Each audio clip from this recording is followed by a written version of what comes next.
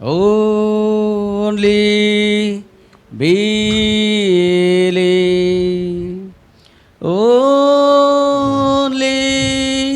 believe, all things are possible, only believe, only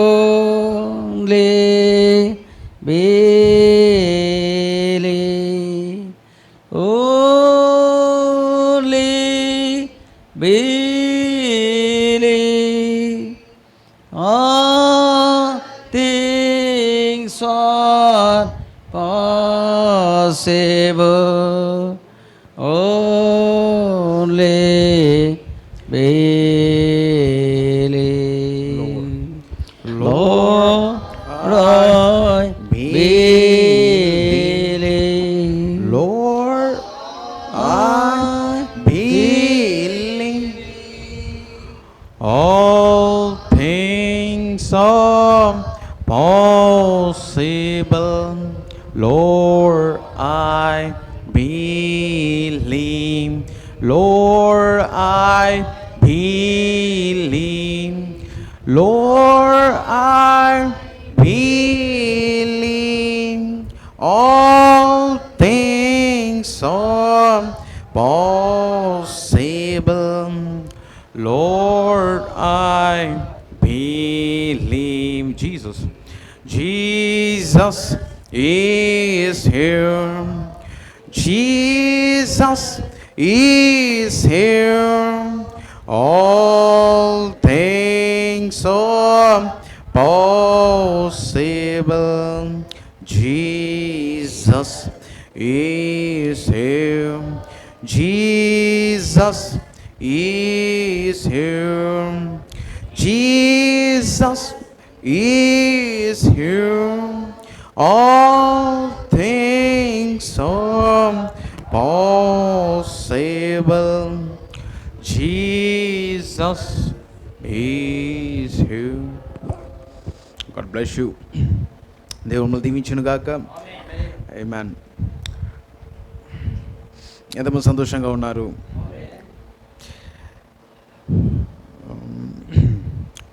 ప్రభువైన యేసుక్రీస్తు నామములో మీ అందరికీ నా యొక్క శుభములు తెలియజేస్తున్నాను. మరొకసారి దేవుని యొక్క ఇంటిలోనికి ప్రభువైన యేసుక్రీస్తు నామములో మిమ్మల్ని ఆహ్వానిస్తుంటున్నాను. God bless you. నిజంగా ఇక్కడ ఉండటం మంచిదై ఉన్నది. ఆమేన్. వచ్చిన ప్రతి ఒక్కరిని దేవుడు దీవించును గాక. మీరు చాలా సమయాన్ని దేవుని కొరకు స్పెండ్ చేసి దేవుని కొరకు ఎంతమంది ఇక్కడికి వచ్చి ఉన్నారు? దేవుడు ఎంతమందితో మాట్లాడాలని ఆ యొక్క ఎక్స్పెక్టేషన్ని కలిగి ఉన్నారు? ఇక్కడ ఉన్నారా అందరూ? ఆమేన్. God bless you. దేవుడు దీవించును గాక. నా మీకు ఏ అవసరత ఉన్న ఎడల మీ హృదయంలో దాన్ని పట్టుకునండి. మీ అవసరత ఉన్నట్లయితే మీ చేతులు మీరు పైకి ఎత్తండి. Let's speak to him. ఆయనతో మనం మాట్లాడేదాము. భౌతికమైన డాక్టర్ కంటే గొప్పవాడు ఆయన. ప్రతి డాక్టర్ తన జీవితకాలం అంతయు ప్రాక్టీస్ చేస్తాడు. తను నేర్చుకున్న దాన్ని ప్రాక్టీస్ చేస్తూ ఉంటాడు. కానీ మన దేవుడు ప్రాక్టీస్ చేసేవాడు కాదు.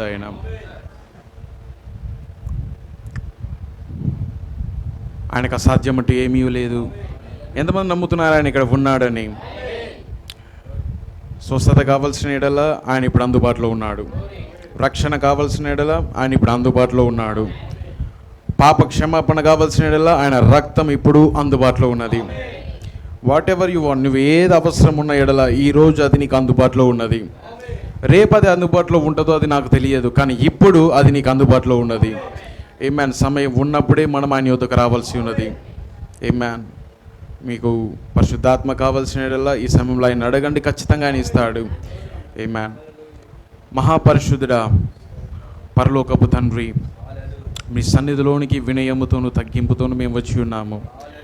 వీ హ్యావ్ నథింగ్, మా యొద్ద ఏమీ లేదు, కేవలము నీ మీద మేము ఆశతోనూ ఎదురు చూపుతోనూ మేము ఇక్కడికి వచ్చి ఉన్నాం ప్రభువా. మా గొప్పతనము, మా మంచితనము, మా తెలివి, మా జ్ఞానము, ఓ దేవా, ఏది అది మాకు పనికిరాదు. ప్రభు అని యొక్క జ్ఞానం కొరకు మేము ఎదురు చూస్తున్నాము. పరిశుద్ధాత్మ కొరకు మేము ఎదురు చూస్తున్నాము.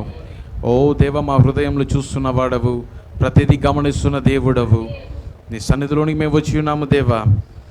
ఓ ప్రభువా, తగ్గింపును మాకు దయచేయండి. మీ ఎడల మేము సామాన్యతలోని వెళ్ళుటకు సహాయాన్ని దయచేయి. ఓ ప్రభు, మేము జ్ఞానవంతులము కాము, మీ ఎదుటకు మేము వచ్చి ఉన్నాము. మా జ్ఞానమును దయచేయి. ఎత్తబడుటకు కావలసిన విశ్వాసమును మాకు దయచేయండి. పరలోకపు జ్ఞానాన్ని మాకు దయచే దేవా. ఆ జ్ఞానము మాకు విశ్వాసాన్ని దయచేస్తుంది. మా జీవితంలో మేము ఎలా నడుచుకోవాలనో, మేము ఎలా ప్రవర్తించాలనో, మేము ఎలా ప్రభు ప్రయాణం చేయాలనో ఆ జ్ఞానము మాకు సహాయం చేస్తుంది. ఓ దేవ, ప్రత్యక్షత ఆత్మను మాకు దయచేయండి. మీ జ్ఞానమును మాకు, ఆత్మను దయచేయండి, పరిశుద్ధాత్మను మాకు దయచేయండి. ఇక్కడ నిలబడిన ప్రతి ఒక్కరిని నువ్వు నడిపించు దేవా. శిరస్సుగాను, యజమానుడుగాను, భర్తగాను, ఓ దేవ, నడిపించు నాయకుడుగాను, బలిష్ఠైన దూతగాను మా మధ్యలో దిగి వచ్చి ఇక్కడున్న ప్రతి మనస్సును, ప్రతి ఆలోచనని కంట్రోల్లో ఉంచుకునండి. ఓ దేవ, మేము సంఖ్యను చూడడం లేదు, కానీ ఆత్మ కొరకు మేము ఎదురు చూస్తున్నాము. ఓ దేవ, నీవు ఇక్కడ ఉన్నావని మా హృదయం చెప్పుచున్నది, మేము అనుభూతి చెందుతున్నాము. ఓ దేవ, రోగులు ఎవరైనా ఉన్నట్లయితే ఈ సమయంలో వారు స్వస్థత పొందుకొనుగాక. నువ్వు తాకు, నువ్వు ముట్టు, నువ్వు స్వస్థపరచు. నువ్వు దేవుడు అని ఎరుగు రీతిగా మేము దాన్ని గ్రహించు రీతిగా నువ్వు స్వస్థపరచమని సమయంలో ప్రార్థిస్తున్నాను దేవా. ఇంకా ఎవరైనా బంధించబడి ఉంటే ఈ లోక సంబంధమైన ఆ యొక్క ఆశల ద్వారాను, ఓ దేవా, ఆ యొక్క అట్రాక్షన్ ద్వారాను, ఇంకా వారు సంఖ్యల ద్వారా బంధించబడి ఉంటే ఈ సమయంలో వారు విడుదల పొందునుగాక. ఓ దేవా, వారు విడుదల స్వతంత్రత కలిగిన వారుగా బయటికి వెళ్ళటకు సహాయాన్ని దయచేయి. ఓ దేవా ప్రభు, దీవించు, అభిషేకించు. వాక్యంలోనికి వెళ్తుండగా మా హృదయంలోను, మా ఆలోచనలను, మా తలంపులను అభిషేకించు, అనౌన్స్ చేయండి ప్రభువా. ఓ దేవా, ఆ యొక్క ఒలీవ నూనె ద్వారా ఆహరోను మీద ఆ యొక్క పోయబడిన నూనె ఎలాగైతే గడ్డం మీదుగా కారి అది కింద వరకు వెళుతున్నదో ఈ సంఘమును అభిషేకించు. దిగి వచ్చి ఓ దేవ, నీ వాక్యమును తెరిచి మాతో మాట్లాడమని, ఓ దేవ ప్రభు, చదవడే వాక్యానికి మీ ఆశీర్వాదం తోడు చేసి మా అందరితో నువ్వు మాట్లాడమని ప్రభుని యేసుక్రీస్తు నామమున నేను ఆహ్వానిస్తున్నాను తండ్రి.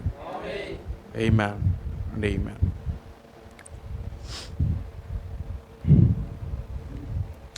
God bless you. Amen.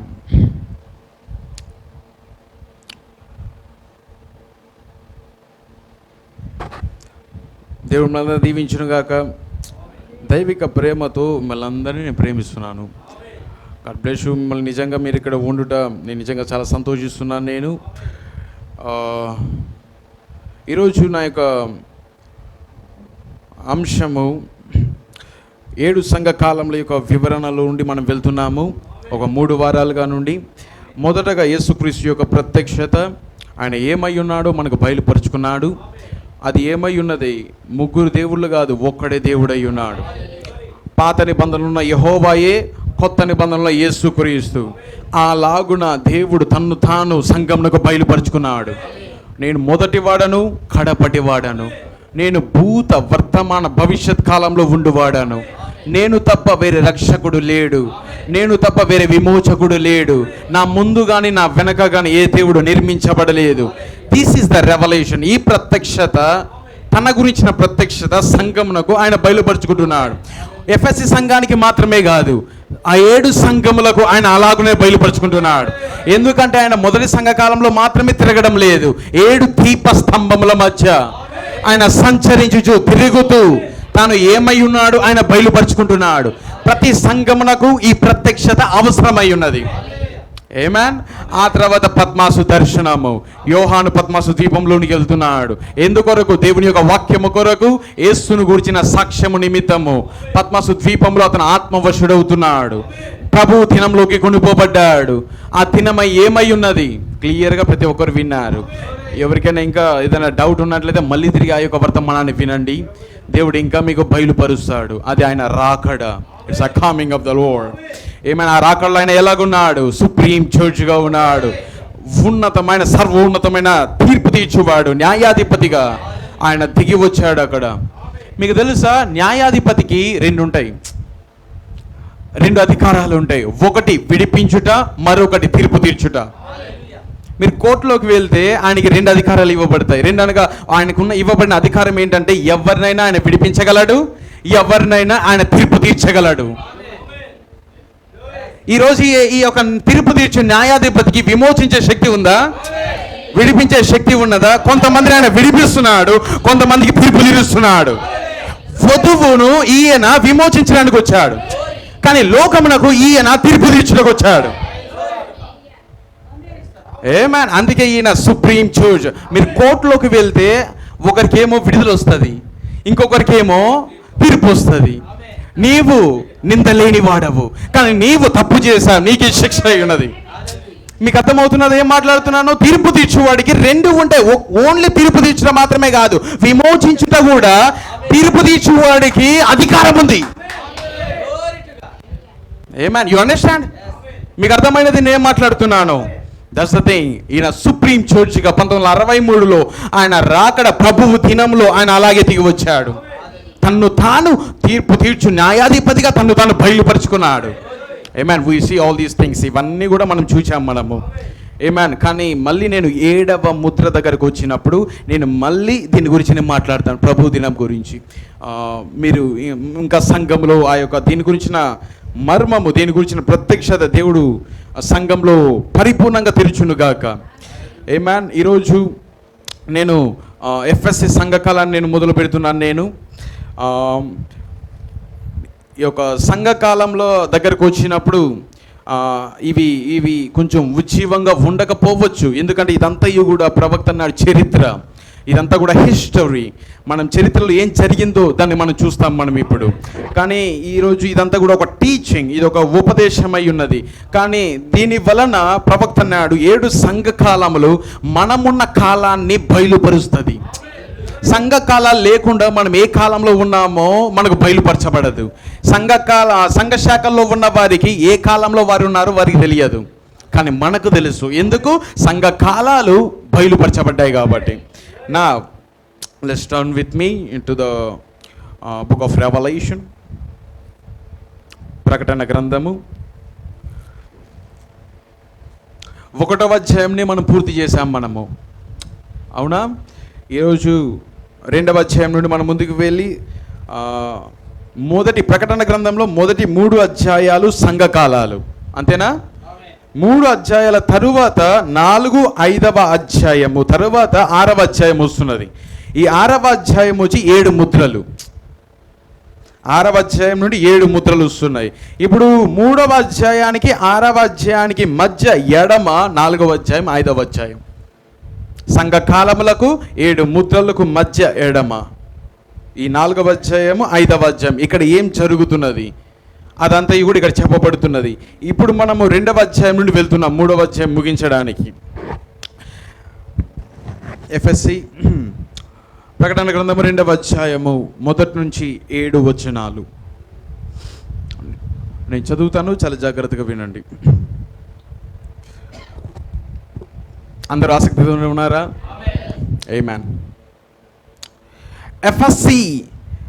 ఎఫెస్సులో ఉన్న సంఘపు దూతకు ఈలాగు వ్రాయుము: 7 నక్షత్రములు తన కుడి చేత పట్టుకొని 7 దీపస్తంభముల మధ్య సంచరించువాడు చెప్పు సంగతులేవనగా, నీ క్రియలను, నీ కష్టమును, నీ సహనమును నేను ఎరుగుదును. He knows everything. ఆయనకి ప్రతిదీ తెలుసు. ఎందుకు? ఆయన సంఘకాలములో దీపస్తంభముల మధ్య సంచరించు ప్రతిదీ చూస్తున్నాడు. నీ క్రియలను, నీ కష్టమును, నీ సహనమును నేను ఎరుగుదును. నీవు దుష్టులను సహింపలేవనియు అపోస్తులు కాకయే తాము అపోస్తులమని చెప్పుకొను వారిని పరీక్షించి వారు అబద్ధికులని నీవు కనుగొంటివనియు, నీవు సహనము కలిగి నా నామము నిమిత్తము భారము భరించి అలయలేదనియు నేనెరుగుదును. అయినను మొదట నీకుండిన ప్రేమను నీవు వదిలితివని నేను నీ మీద తప్పు ఒకటి మోపవలసి ఉన్నది.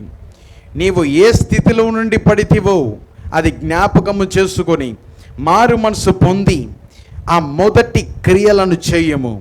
అట్లు చేసి నీవు మారు మనసు పొందితేనే సరి. లేని ఎడల నేను నీ యొద్దకు వచ్చి నీ దీపస్తంభమును దాని చోట నుండి తీసివేతును. అయితే ఈ ఒకటి నీలో ఉన్నది, నికోలాయితుల క్రియలు నీవు ద్వేషించుచున్నావు, నేను కూడా వీటిని ద్వేషించుచున్నాను. చెవి గలవాడు ఆత్మ సంఘములతో చెప్పుచున్న మాట వినుగాక. జయించు వానికి దేవుని పరదైసులో ఉన్న జీవ వృక్ష ఫలములు భుజింపనితును. God bless his word. దేవుడి యొక్క వాక్యాన్ని దీవించును గాక. దయచేసి కూర్చున్నట్టు.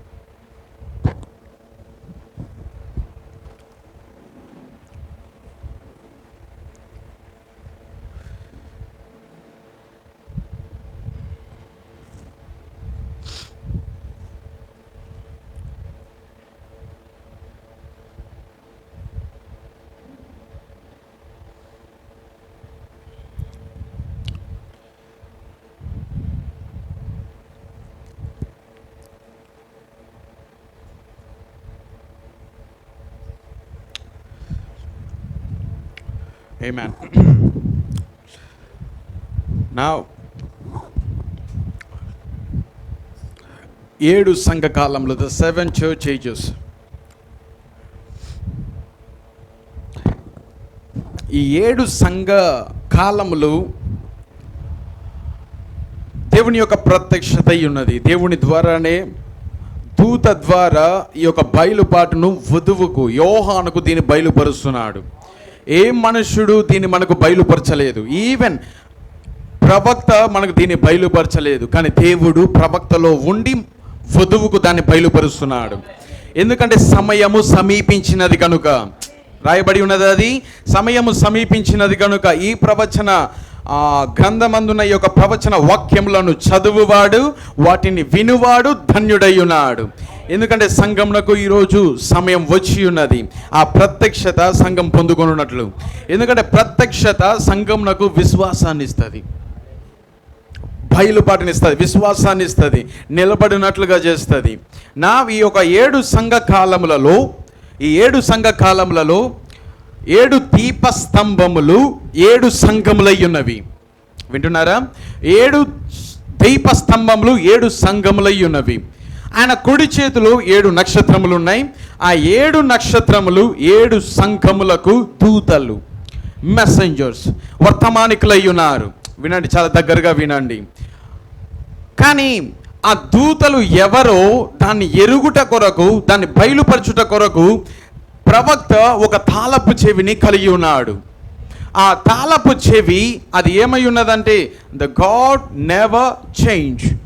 దేవుడు ఎన్నడూ మారాడు. దేవుడు మార్పు లేనివాడు. దేవుడు మార్పు లేనివాడు, దేవుడు మారాడు. ఈ యొక్క ప్రత్యక్షత, ఈ యొక్క తాళపు చెవి ప్రవక్త కలిగి ఉన్నాడు. ఇప్పుడు నాకు కోడ్ని నేను చదివిస్తాను. చాలా జాగ్రత్తగా చూడండి ఏ ప్రవక్త మాట్లాడుతున్నాడు. ఈ యొక్క తాళపు చెవి లేకుండా ప్రవక్త కూడా ఆ వర్తమానికులను గుర్తించుట అసాధ్యము. See, God never change. దేవుడు మారడు. ఇది ఎఫెసీ సంఘ కాలంలో introduction to the 7 church ages. 7 సంఘ కాలములకు ఇంట్రొడక్షన్, ఉపద్ఘాతముగా ప్రవక్త దీన్ని మాట్లాడుతూ ఆయన ఇలాగ మాట్లాడుతున్నాడు. చూడండి, ద కీ, తాళము, given me of the Lord, ప్రభువు ద్వారా నాకు ఇవ్వబడేను. ప్రవక్త మాట్లాడుతున్నాడు, ఒక తాళము ప్రభువు ద్వారా నాకు ఇవ్వబడాడు. whereby I was able to determine the messenger for each age. ప్రతి కాలానికి వర్తమానికుని నిర్ణయించుట కొరకు ఆ తాళపు చెవి సాధ్యమైనది. ఆయన వర్తమానం నిర్ణయించుట కొరకు ఆ తాళపు చెవి సాధ్యమైనదంట. Is a most scriptural one. లేఖనానుసారమైన వర్తమానికులను నిర్ణయించుట కొరకు ఆ తాళపు చెవి నాకు ఉపయోగపడినది, దాని వలన ఇది సాధ్యమైనది అంటున్నాడు. Amen. In fact, it might be called the keystone of the Bible. ఇంకొక మాటలో చెప్పాలంటే ఆ తాళపు చెవి ఏదో కాదు, బైబిల్ అంతటి యొక్క తాళపు చెవి అన్నాడు. బైబిల్ మొత్తాన్ని విప్పాలి అంటే, తెరవాలి అంటే ఆ తాళపు చెవి ఏమిటి దాన్ని చెప్తున్నాడు. ఆ తాళపు చెవి నాకు ఇవ్వబడి ఉన్నదన్నాడు. ఇట్ ఈస్, అది ఏమైనా తాళపు చెవి, the revolution that God never changes. దేవుడు ఎన్నడూ మారడను ప్రత్యక్షతయే తాళపు చెవి. వింటున్నారా? దేవుడు మారడు అను ఆ యొక్క ప్రత్యక్షతయే తాళపు చెవి. ఈ ప్రత్యక్షతను నేను ఉపయోగించి ప్రతి సంఘ కాలంలో ఉన్న వర్తమానికులను నేను గుర్తించగలిగాను. నేను నీకు అర్థమవుతున్నదా? కేవలము సంఘ కాలంలో ఉన్న వర్తమానికులకు మాత్రమే ఆ యొక్క తాళపు చెవి ఉపయోగపడదు. బైబిల్ అంతటికీ అదే తాళపు చెవి. అదేనంటున్నాడు ఆయన, the keystone of the Bible. Bible యొక్క తాళపు చెవి. ఏమన్, సూర్యుని కింద కొత్తది ఏమీ జరుగుటలేదు, మునుపు జరుగునదే ఇక జరగబోవున్నది. ఏమన్, అందుకే బైబిల్ అంతా అలానే ఉన్నది. ప్రవక్త దాని ద్వారానే బైబిల్ని తెరవగలిగాడు.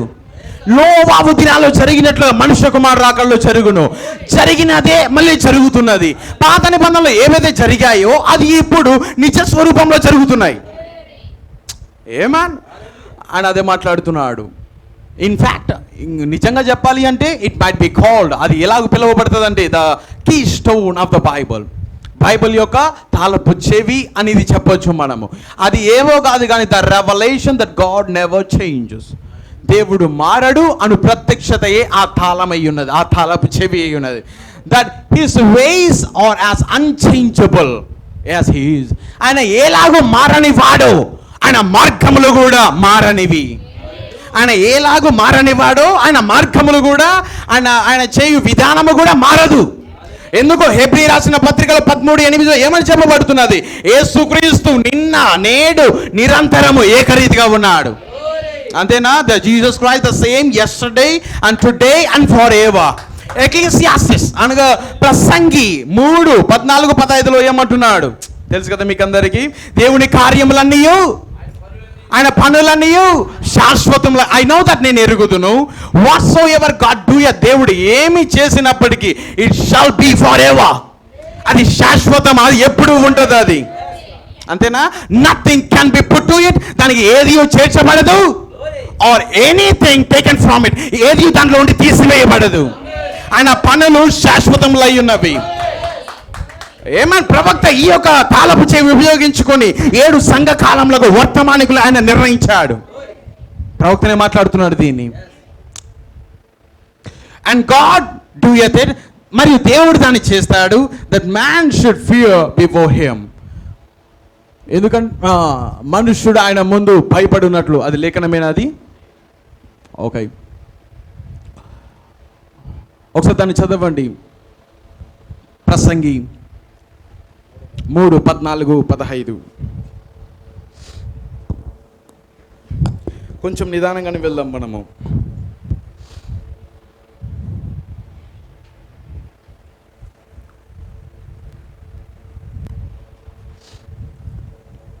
త్వరగా తీయాలి. ప్రసంగి 3. మరియు దేవుడు చేయు పనులన్నీ శాశ్వతములని నేను తెలుసుకుంటుని. దానికి ఏది చేర్చబడదు, దాని నుండి ఏది తీయబడదు.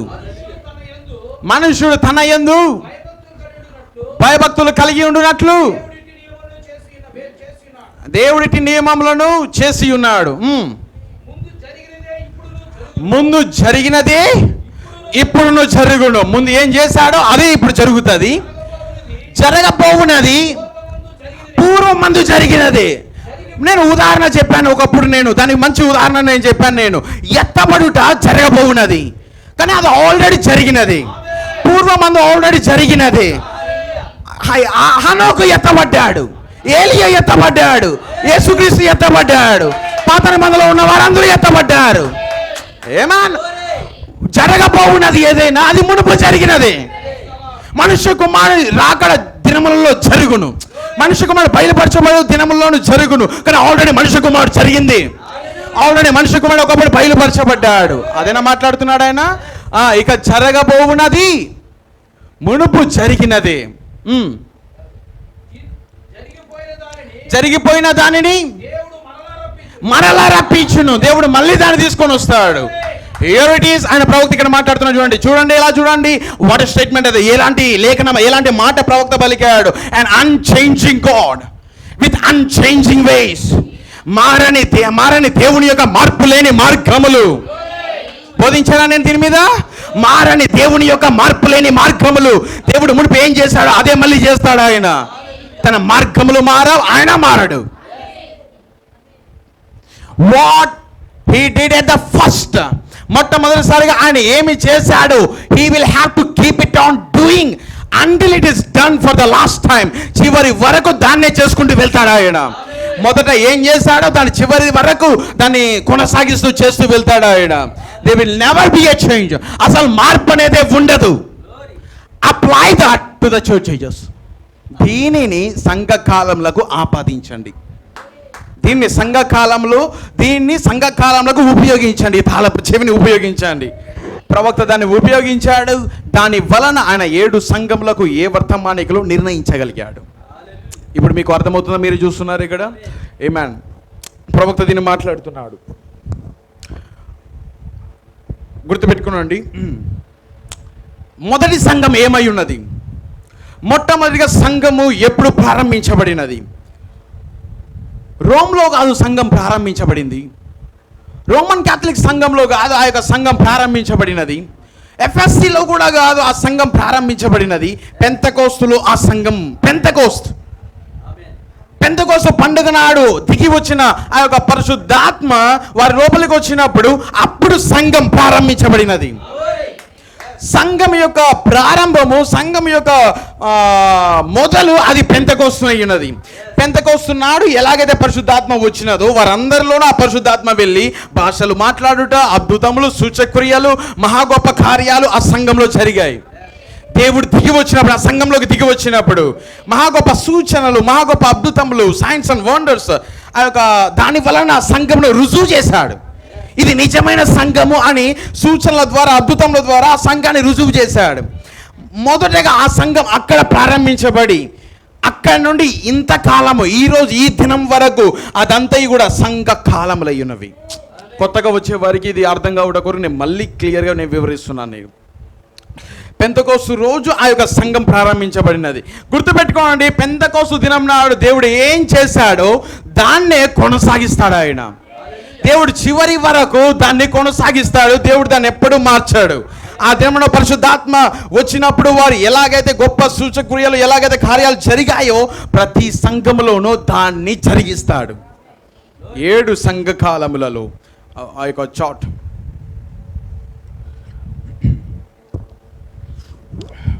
ప్రవక్త దీన్ని ఇక్కడ చూడండి కొంచెం జాగ్రత్తగా.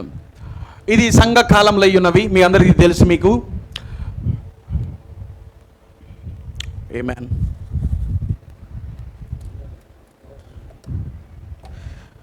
All right. ఇక్కడ చూడండి, ఇక్కడ పావులు ఎఫ్ఎస్సి ఉన్నది. ఇక్కడ ఎఫ్ఎస్సి, స్మూర్ణ, పెర్గమా, థుయతైరా, సార్దిస్, ఫిలదెల్ఫియా, లవోదికియా, ఈ 7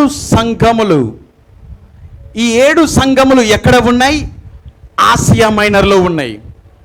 ఆసియా మైనర్ చూపించాను నేను మ్యాప్ వేసి. ఆ ఆసియా మైనర్లో ఉన్న 7 సంఘములు ఇవై ఉన్నవి. ఈ 7 సంఘములు, మొట్టమొదటి సంఘమును చూడండి, ఎఫ్ఎస్సి ఇక్కడ ఉన్నదా? ఈ ఎఫ్ఎస్సి సంఘము 53వ సంవత్సరంలో మొదలైనది. 53వ సంవత్సరం క్రీస్తు తరువాత, 53వ సంవత్సరం 53 AD, క్రీస్తు శకం 53వ సంవత్సరం నుండి 170వ సంవత్సరం వరకు ఈ సంఘకాలం కొనసాగించబడినది. వింటున్నారా? 53 నుండి 170 ఎఫ్ఎస్సి.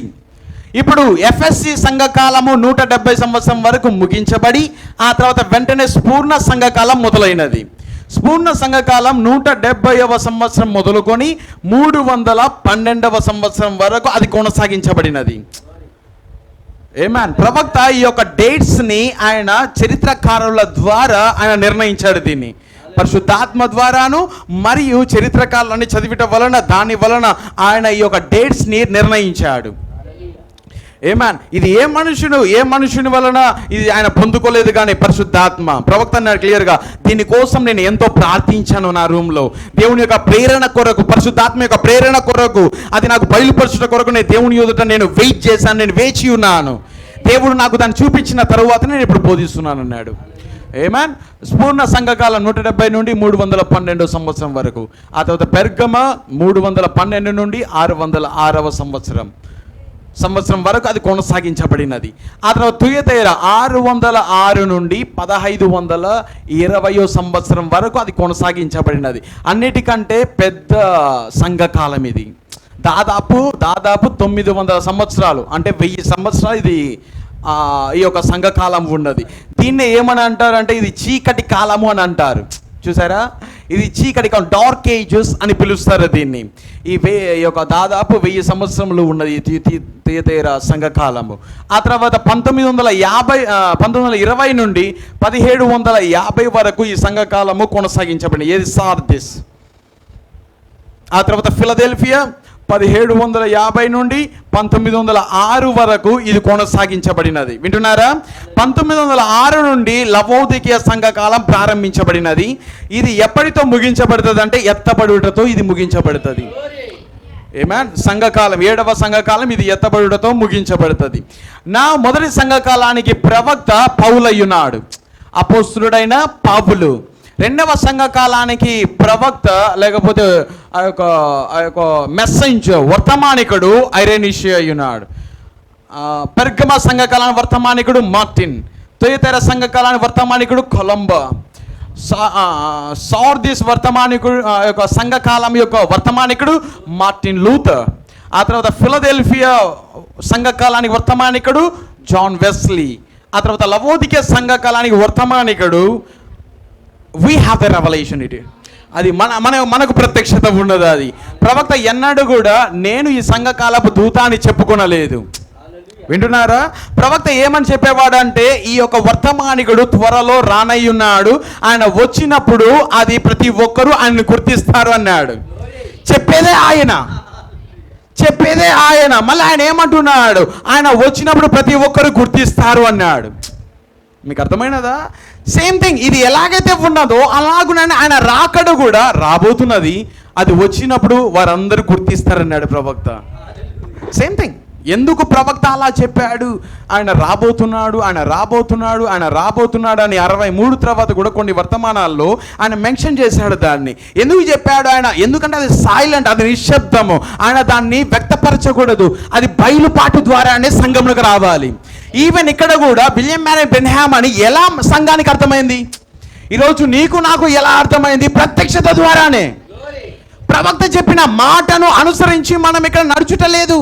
కేవలము ప్రవక్త వర్తమానము ద్వారా వచ్చిన ప్రత్యక్షత ద్వారానే మనం దీన్ని ఇక్కడ ఉంచాము. లవోదికీయ సంఘకాలానికి వర్తమానికుడు ఎవరు? William Marion Branham. ఆయన ఎప్పుడు నేనే ఈ సంఘకాలం వర్తమానికుడు అని చెప్పలేదు. కానీ బయలుపాటు ప్రత్యక్షత, ఆయన వర్తమానం ద్వారా వచ్చిన ప్రత్యక్షత ద్వారానే మనము ఈ సంఘకాలమునకు చివరి సంఘకాలాన్ని వర్తమానికుడుగా విలియం మ్యారియన్ బ్రెన్హామ్ గారిని అక్కడ మనము ప్రత్యక్షత పొందుకున్నాం దాన్ని. నా ఇక్కడ వినండి, ఇది 53వ సంవత్సరం. క్రీస్తు ఎక్కడ ఉన్నాడు? 33.5 సంవత్సరాలు ఆయన సేవ చేసి చనిపోయాడు. వింటున్నారా?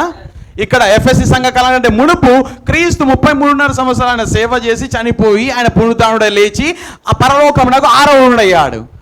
ఆ తర్వాత పెంతెకోస్తు సంఘం వచ్చినది మధ్యలో. వింటున్నారా? ఈ పెంతెకోస్తు సంఘము వెంటనే ఆ తర్వాత 10 దినములైన తర్వాత పెంతెకోస్తు సంఘం అపోస్తుల కార్యములు మొదలైనది. అపోస్తుల కార్యములు అది ఎక్కడ జరిగినది అంటే ఇజ్రాయెల్ దేశంలోనే జరిగింది. వెంబడిస్తున్నారు నన్ను?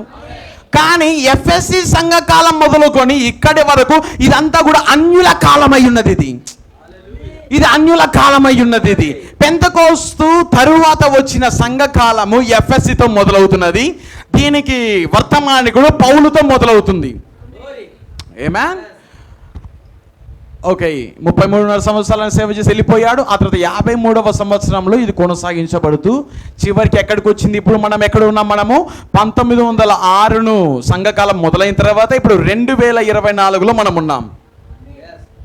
Is that right? అది నిజమేనా? అది కానీ ప్రవక్త ఇక్కడ ఒక మాట అన్నాడు. సంఘకాలాల్లో మాట్లాడుతూ ప్రవక్త ఒక మాట ఇక్కడ మాట్లాడాడు. ఏమని మాట్లాడాడంటే ఈ సంఘకాలము 1977లో ముగించబడవచ్చు అని అన్నాడు. 1977లో ఎత్తబడుట రావచ్చు. క్రీస్తు మధ్యాకాశానికి వచ్చినప్పుడు సంఘం వెళ్ళిపోబోతుంది. ఆ సమయానికంతా ఈ యొక్క సంఘకాలము ముగించబడుతుందని ప్రవక్త అన్నాడు. ఆయన ప్రవచించలేదు కానీ ఆయన ఊహిస్తున్నానన్నాడు. I predict not the Lord told me. ప్రభువు నాకు ఇది చెప్పలేదు, కానీ నేను ఊహిస్తున్నాను. 1977లో ప్రవచనము కాదు అది, దాన్ని ఆయన ఊహించి ఆయన మాట్లాడుతున్నాడు. కానీ ఆయన ఊహించడానికి గల కారణం ఏమిటి? కారణం చెప్తున్నాను. ఎందుకు ఆయన అలాగూ 1977లో ఆ రాకడ, లేకపోతే ఆ యొక్క సంఘకాలము ముగించబడుతుంది, అన్యుల కాలము ముగించబడుతుందని ప్రవక్త ఎందుకు ఆయన ప్రెడిక్ట్ చేశాడు ఆ సమయంలోనే అని? దానికి కారణం ఏమిటంటే, ప్రవక్తకు 1900 వింటున్నారు ఇక్కడే, ప్రవక్తకు 1900 మేబీ ఇక్కడ చూడండి, 1933 1933లో కొన్ని దర్శనాలు ఒకటి తర్వాత ఒకటి ఆయనకు వచ్చాయి. ఆ దర్శనములలో 7 దర్శనములు ఆయన ఒకటి తర్వాత ఒకటి ప్రవక్తకు 1933లో ఆయనకు దేవుడు 7 దర్శనాలను ప్రవక్తకి ఇచ్చాడు. దాంట్లో అవన్నీ కూడా 7 మేజర్ విజన్స్. అవి 7 గొప్ప దర్శనములు అయి ఉన్నవి. అవన్నీ కూడా ప్రవచనములు.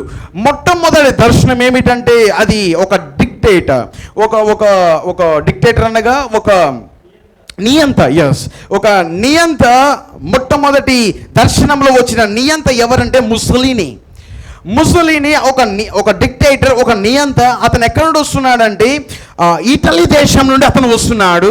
దాని ప్రవక్త 1933లోనే దాన్ని చూచాడు దర్శనములో. ఏమేన్ మొదటి దర్శనం ఎవరు? ముస్సోలినీ, ఒక డిక్టేటర్, ఒక నియంత. ఏ దేశం నుండి వస్తున్నాడు? ఇటలీ దేశం నుండి వస్తున్నాడు. ఇతని యొక్క ఇజం ఏమిటంటే ఫ్యాసిజం అతను మొదలుపెట్టి, వింటున్నారు చాలా జాగ్రత్తగా ఇది వినండి. ఫ్యాసిజం దాన్ని మొదలుపెట్టి ఒక నియంతగా ఆ యొక్క ఇటలీ దేశంలో ఈ యొక్క నియంత లేచాడు, ముస్సోలినీ అతని పేరు. ఆ తర్వాత అతను వెళ్ళి ఇథియోపియా దేశాన్ని ఆయన యుద్ధం ప్రకటించి ఆ యొక్క దేశాన్ని స్వాధీనపరుచుకున్నాడు. అది మొదటి దర్శనము. రెండవ దర్శనము అది ప్రవక్తకి ఇవ్వబడినది. అది ఎవరంటే అడాల్ఫ్ హిట్లర్.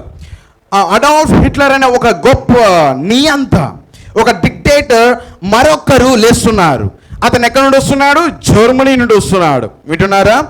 అతని యొక్క పార్టీ ఏమై ఉన్నదంటే నాసిజం పార్టీ నుండి ఒక నియంత బయటకు వస్తున్నాడు. ఆ నియంత పేరు అడాల్ఫ్ హిట్లర్ ఫ్రమ్ జర్మనీ నుండి అతను వస్తున్నాడు. అది రెండవ దర్శనము. వింటున్నారా?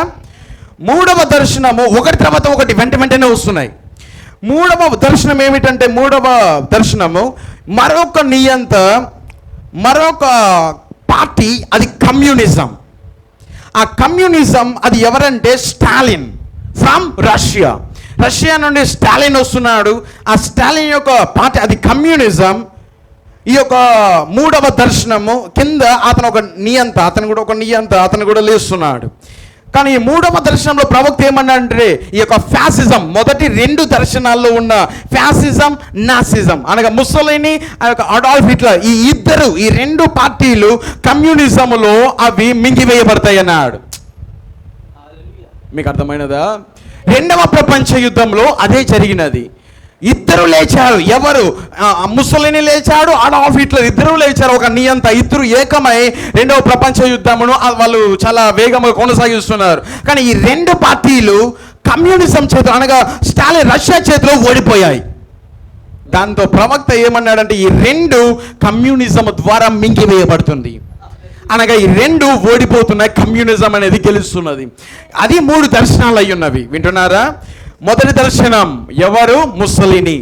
Country Italy. అతని యొక్క పార్టీ ఫ్యాసిజం. రెండవ దర్శనం అతని డిక్టేటర్ ఎవరు? Adolf Hitler.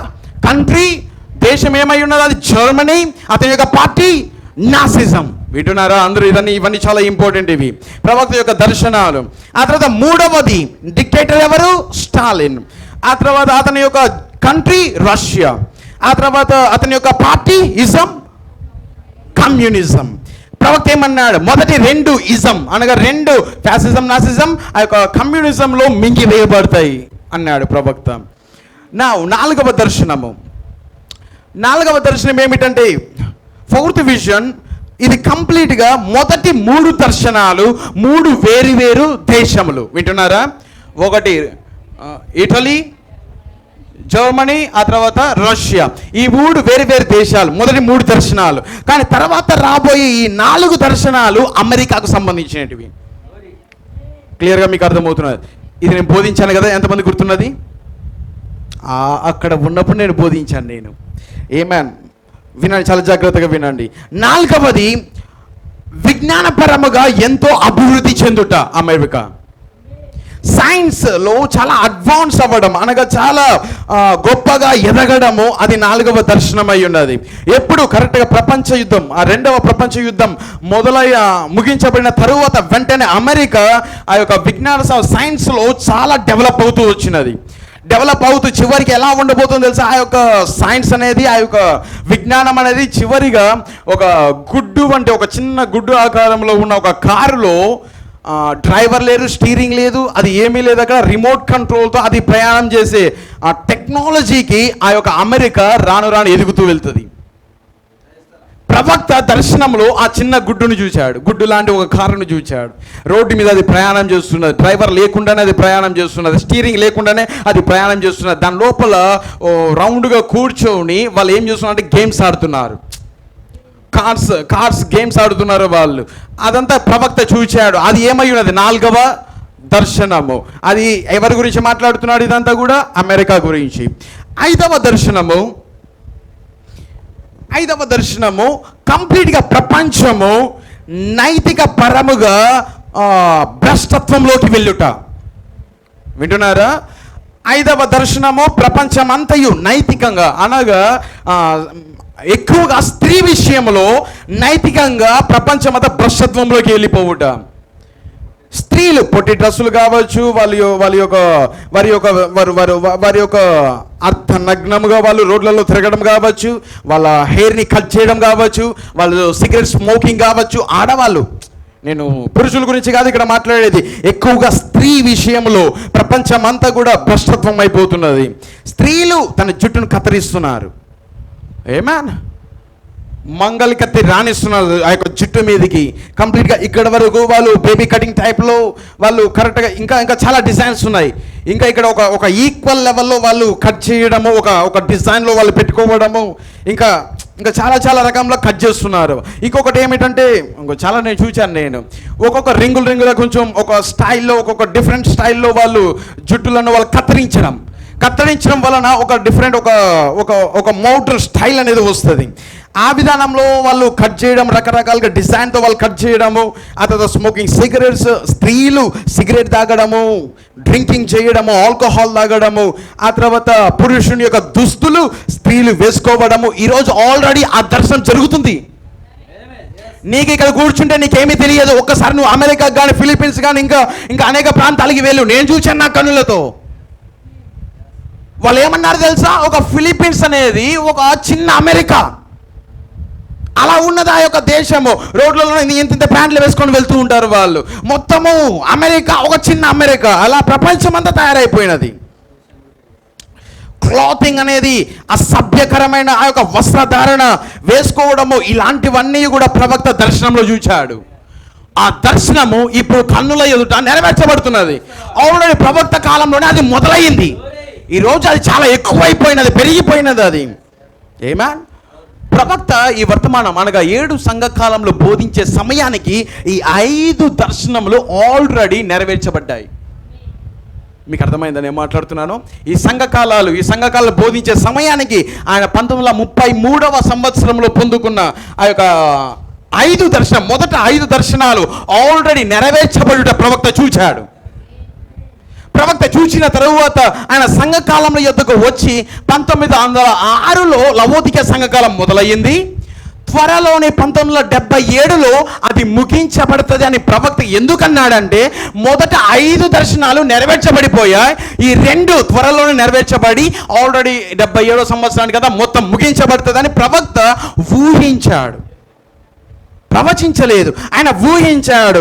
5 అయిపోయాయి కదా, ఇంకా 2 కదా మిగిలి ఉన్నాయి, ఈ 2 కూడా చాలా ఫాస్ట్గా అయిపోతాయి. 1977కంతా కూడా ఆ యొక్క రాకడ వచ్చేస్తుంది, ఆ యొక్క ఎత్తబడుట జరిగిపోతుంది, సంఘం వెళ్ళిపోతుంది అని ప్రవక్త ఊహించాడు. ఈ కారణాన్ని బట్టి 6వ దర్శనం ఏమిటంటే, అమెరికా దేశంలో ఒక ఉమెన్, ఒక స్త్రీ లేచి ఆ దేశం మొత్తాన్ని ఒక అధికారం కింద ఆ పెత్తనం చెలాయించుట అన్న జరుగుతుంది. ఇది ఇంకా జరగలేదు, ఇది జరగబోతున్నది. ప్రవక్త ఈ స్త్రీ ఎవరన్నాడంటే మేబీ అది రోమన్ క్యాథలిక్ సంఘం అయి ఉండొచ్చేమో. ఆమె ఒక స్త్రీ, ఆ అమెరికా దేశంలో ఆ స్త్రీ లేచి ఈ యొక్క అమెరికా దేశం మొత్తాన్ని పరిపాలన చేస్తుందేమో అని ప్రవక్త అన్నాడు. కానీ ఒక స్త్రీ మాత్రం అమెరికాలో లేచి అధికారముతో ఆ అమెరికా దేశం మీద ప్రభుత్వం చేస్తుంది, పెత్తనం చెలాయిస్తుంది. అది 6వ దర్శనము. 7వ దర్శనము ముగింపు. 7వ దర్శనము అది ఏమై ఉన్నదంటే అమెరికా బ్లాస్ట్ అవ్వడము. అమెరికా ఆయన దర్శనంలో వెనక్కి తిరిగి చూచినప్పుడు అమెరికాలో ఉండే ఆ యొక్క పొగలు, ఆ యొక్క ఎట్లు పడితే అట్లా మొత్తం నాశనం అయిపోయి అక్కడక్కడ పొగలు పేలిపోయి మొత్తం అదంతా చూచాడు. అమెరికా దేశాన్ని చూసినప్పుడు అది కొలాప్స్ అయిపోయినది. ఏమైనా గొప్ప భూకంపం కలుగుట వలన అక్కడ కాలిఫోర్నియాలో ఉన్న అలస్కా ప్రాంతంలో ఉన్న కాలిఫోర్నియాలో ఆ యొక్క పశ్చిమ తీరమంతయు మునిగిపోవుట ప్రవక్త అక్కడ చూచాడు. ఇవన్నీ కూడా చివరి దర్శనం ఏమై ఉన్నది? అది తీర్పై ఉన్నది. ఈ 7 దర్శనాలు 1933లో చూసి ఆయన 60వ సంవత్సరంకి వచ్చినప్పుడు 1960వ సంవత్సరంకి వచ్చినప్పుడు 5 దర్శనాలు ఆల్రెడీ నెరవేర్చబడ్డాయి అని ఎరిగి ఇంకా 2 మాత్రమే ఉన్నాయి, ఇవి కూడా త్వరలో నెరవేర్చబడతాయని కారణము చేతనే 1977లో ఈ యొక్క లవోదికీయ సంఘకాలం ముగించబడుతుందని ప్రవక్త ఊహించాడు, ప్రవచించలేదు. వింటున్నారా? ఐ ప్రెడిక్ట్ అన్నాడు. ప్రభువు నాతో చెప్పలేదు కానీ నేను ఊహిస్తున్నాను అన్నాడు. మీకు అర్థమైంది ఆ యొక్క పిక్చర్ అంతా కూడా? ఎంతమంది అని చూచారు? ఎఫెసస్, స్మూర్ణ, పెర్గమ, థుయతైరా, సార్దిస్, ఫిలదెల్ఫియా, లవోదికీయ, ఈ 7 సంఘములు మొత్తము 53 క్రీస్తు తరువాత మొదలయ్యి ఆ తర్వాత ఈ కాలంలో అది ముగించబడబోతున్నది. ఈ కాలం వరకు ఈ 2000 సంవత్సరాల ఈ యొక్క కాల వ్యవధిలోనే 7 సంఘకాలాలు దాచబడి ఉన్నాయి. ఇప్పుడు మనము కొంచెం వర్తమానంలోకి మనం వెళ్దాం. మీకు ఇంతవరకు అర్థమైనదా క్లియర్గా? ఆమేన్. ద 7 ఆ యొక్క 7 దర్శనంలో ఏమై ఉన్నావో నేను మరొకసారి వర్తమానంలోనే బోధించినప్పుడు మళ్ళీ ఇంత క్లియర్గా నేను వివరించాను. ఆమేన్. ప్రతి ఒక్కరు చాలా జాగ్రత్తగా దీన్ని వినండి. మొదటి సంఘం ఎప్పుడు ప్రారంభించబడినది? పెంతెకోస్తుతో ప్రారంభించబడినది. పెంతెకోస్తుతో దేవుడు ఆ సంఘంలో ప్రారంభించిన తరువాత ఆది అపోస్తులు 120 మంది సువార్తను బోధించుటకు ప్రతి పక్కనున్న ఆ యొక్క అన్యజనుల యొద్దకు వాళ్ళు సువార్తను తీసుకుంటూ వెళ్తున్నారు. కానీ మొదటగా అన్యుల యొద్ద ఆత్మ కుమ్మరించబడినది పేతురు ద్వారా. పేతురు అన్యజనుల యొద్దకు వెళ్ళినప్పుడు మొట్టమొదటిగా ఆత్మ కుమ్మరించబడినప్పుడు అక్కడ తలుపు తెరిచింది ఎవరు అంటే పేతురు. కానీ ఆ వర్తమానికుడు ఆ సంఘకాలం అనగా ఎఫెసీ సంఘకాలానికి అన్యులకు ఒక ప్రవక్తగా పౌలును దేవుడు నిర్ణయించాడు. పేతురు కేవలము ద్వారం తెరిచాడు అంతే. కానీ బైబిల్ చెప్తున్నది, పౌలు చెప్తున్నాడు, పేతురు సున్నతి పొందిన వారికి ఒక వర్తమానికుడిగా ఉన్నాడు, లేకపోతే ఒక అపోస్తులుడిగా ఉన్నాడు. కానీ పౌలు సున్నతి పొందని వారికి అపోస్తులుడిగా ఉన్నాడు. సున్నతి పొందని వారు అన్యులై ఉన్నారు, సున్నతి పొందిన వారు అది యూదులు, అది ఇశ్రాయేలీయులై ఉన్నారు. ఆమేన్. ఇప్పుడు అన్యజనులకు మొట్టమొదటి ప్రవక్త ఎవరు? పౌలు, అపోస్తులుడైన పౌలు. ఆమేన్. ప్రాఫెట్ మెసెంజర్, ప్రవక్త, వర్తమానికుడు. అతనున్న కార్యాలయము ప్రవచనాత్మకమైన కార్యాలయం. అది ఏమే ప్రొఫెటిక్ మినిస్ట్రీ, ప్రవచనాత్మకమైన పరిచర్య కలిగిన వాడు. ఆమేన్. ఓకే, ఇప్పుడు మనం ఏ సంఘకాలంలో ఉన్నాం? ఇప్పుడు మనం దేని గురించి మనం మాట్లాడబోతున్నామంటే మొదటి సంఘకాలం, ఎఫెసీ సంఘకాలము. ఈ సంఘకాలము 1953లో ప్రారంభించబడినది. 170వ సంవత్సరంలో ఈ సంఘకాలం ముగించబడుతున్నది. ఆమేన్. కానీ 53వ సంవత్సరంలోనే ఎఫెసీ సంఘకాలములో అనగా ఎఫెసీ సంఘములో ఏషియా మైనర్లో ఉన్న ఆ యొక్క సంఘము ఎఫెసీ పట్టణంలో ఉన్న ఆ యొక్క సంఘమును 53వ సంవత్సరంలో పౌలు దాన్ని స్థాపించాడు. ఏ ఒక్కరు ఆ యొక్క పట్టణానికి వెళ్ళి ఎవరు మొదటగా ఏ సువార్తను ప్రకటించలేదు. కానీ మొట్టమొదటి సువార్తికుడు, మొట్టమొదటి వర్తమానికుడు పౌలు అక్కడికి వెళ్ళి ఒక సంఘాన్ని 53వ సంవత్సరంలో స్థాపించాడు. వర్తమానాన్ని వెదజల్లాడు, వాక్యమును బోధించాడు. కేవలం వాక్యమును మాత్రమే కాదు, అద్భుతములు, సూచక్రియలు, మహా గొప్ప కార్యాల ద్వారా తాను బోధించిన వర్తమానమును ఆ ప్రజల ఎదుట స్థిరపరిచాడు. వర్తమానం కేవలం మాటలు చెప్తే ఎవరు నమ్మరు. మాటలు చెప్తే ఎవరు నమ్మరు. ఈ వర్తమానము కేవలం మాటతో మాత్రమే లేదు. ఈ వర్తమానంలో, ఈ వాక్యంలో శక్తి ఉంది. దేవుడు ఇంకాను ఆయన స్వస్థపరచువాడు, ఇంకాను అద్భుతంలో ఆశ్చర్యక్రియలు జరిగించువాడు. ఆయన మారనివాడు, మార్పు లేనివాడు, నిన్న నేడు నిరంతరం ఏకరీతిగా ఉన్నాడు. అపోస్తులు వారి బోధ ఎలా స్థిరపరచబడినది? సూచనల ద్వారా, అద్భుతముల ద్వారా, ఆ సూచక క్రియల ద్వారా. వారు ఎఫెసు సంఘంలో ఉన్నవారు పౌలు వర్తమానాన్ని విని విని విని దాని ద్వారా వారు స్థిరపరచబడ్డారు. ఏ దయ్యమో కదిలించలేకుండా అంత స్థిరంగా నాటబడిన సంఘం అది. మహా గొప్ప సంఘము 3 ఉన్నాయన్నాడు ప్రవక్త. మొదటిది యెరూషలేము, మరి ఒకటి అంతియోకయ, ఆ తర్వాత 3వది ఎఫెసు సంఘము. ఈ 3 సంఘాల్లో మహా గొప్ప స్థిరపరచబడిన విశ్వాసంలో బలమైన సంఘముగా ఎఫెసు సంఘం ఉంది. దానికి పాస్టర్ ఎవరంటే అపోస్తలుడైన పౌలు. దానికి సంఘ కాపరి, దాన్ని స్థాపించిన వాడు 1953లో వచ్చి ఆ సంఘాన్ని స్థాపించాడు. 3 సంవత్సరములు అక్కడే ఉండి దానికి పాస్టర్గా పనిచేశాడు.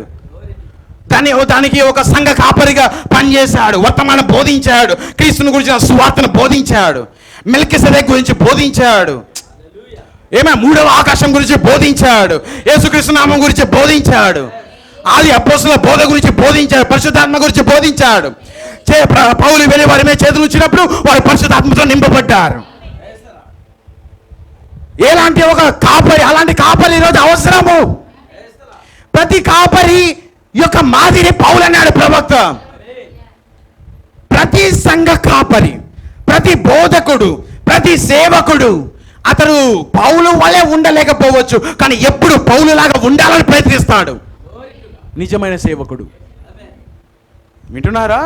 ఒక నిజమైన సేవకుడు పక్కన ఉండే సేవకుని వలె ఉండాలని అనుకోరు. వాళ్ళు ఎప్పుడు కూడా పౌలు వలనే ఉండాలని ప్రయత్నిస్తారు. దగ్గరగానే ఉంటారు వాళ్ళు, పౌలు లాగానే ఉంటారు వాళ్ళు. నిజమైన సేవకులు వారి యొక్క మాదిరి అది పౌలై ఉన్నాడు.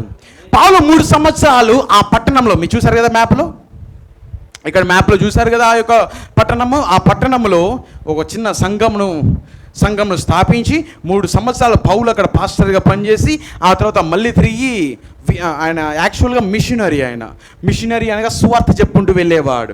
ఆ సమయంలోనే ఈ యొక్క ఎఫ్ఎస్సిలో సంఘాన్ని స్థాపించాడు. అక్కడే ఉండి ఆ తర్వాత మళ్ళీ వెళ్ళిపోయాడు. వెళ్ళిన తర్వాత ఆ సంఘంలో మర్చిపోలేదు, పత్రికలు రాయడం మొదలుపెట్టాడు. ఆ సంఘంలో ఒక పత్రిక రాయడం మొదలుపెట్టాడు, సంఘంలో బాధ్యత తీసుకోవడం మొదలుపెట్టాడు. వెంటనే ఆ తర్వాత కొన్ని రోజుల తరువాత తిమోతిని ఆ సంఘంలోకి పంపించాడు.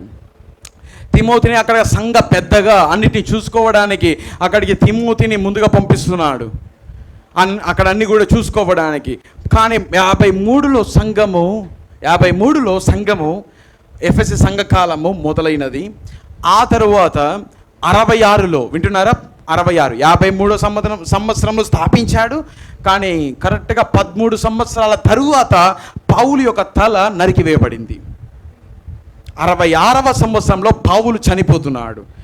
పౌలు అక్కడ తల కొట్టించబడుతున్నాడు. ఒక రోమ సామ్రాజ్యం ద్వారా, రోమ ప్రభుత్వం ద్వారా తల నరికివేయబడినది.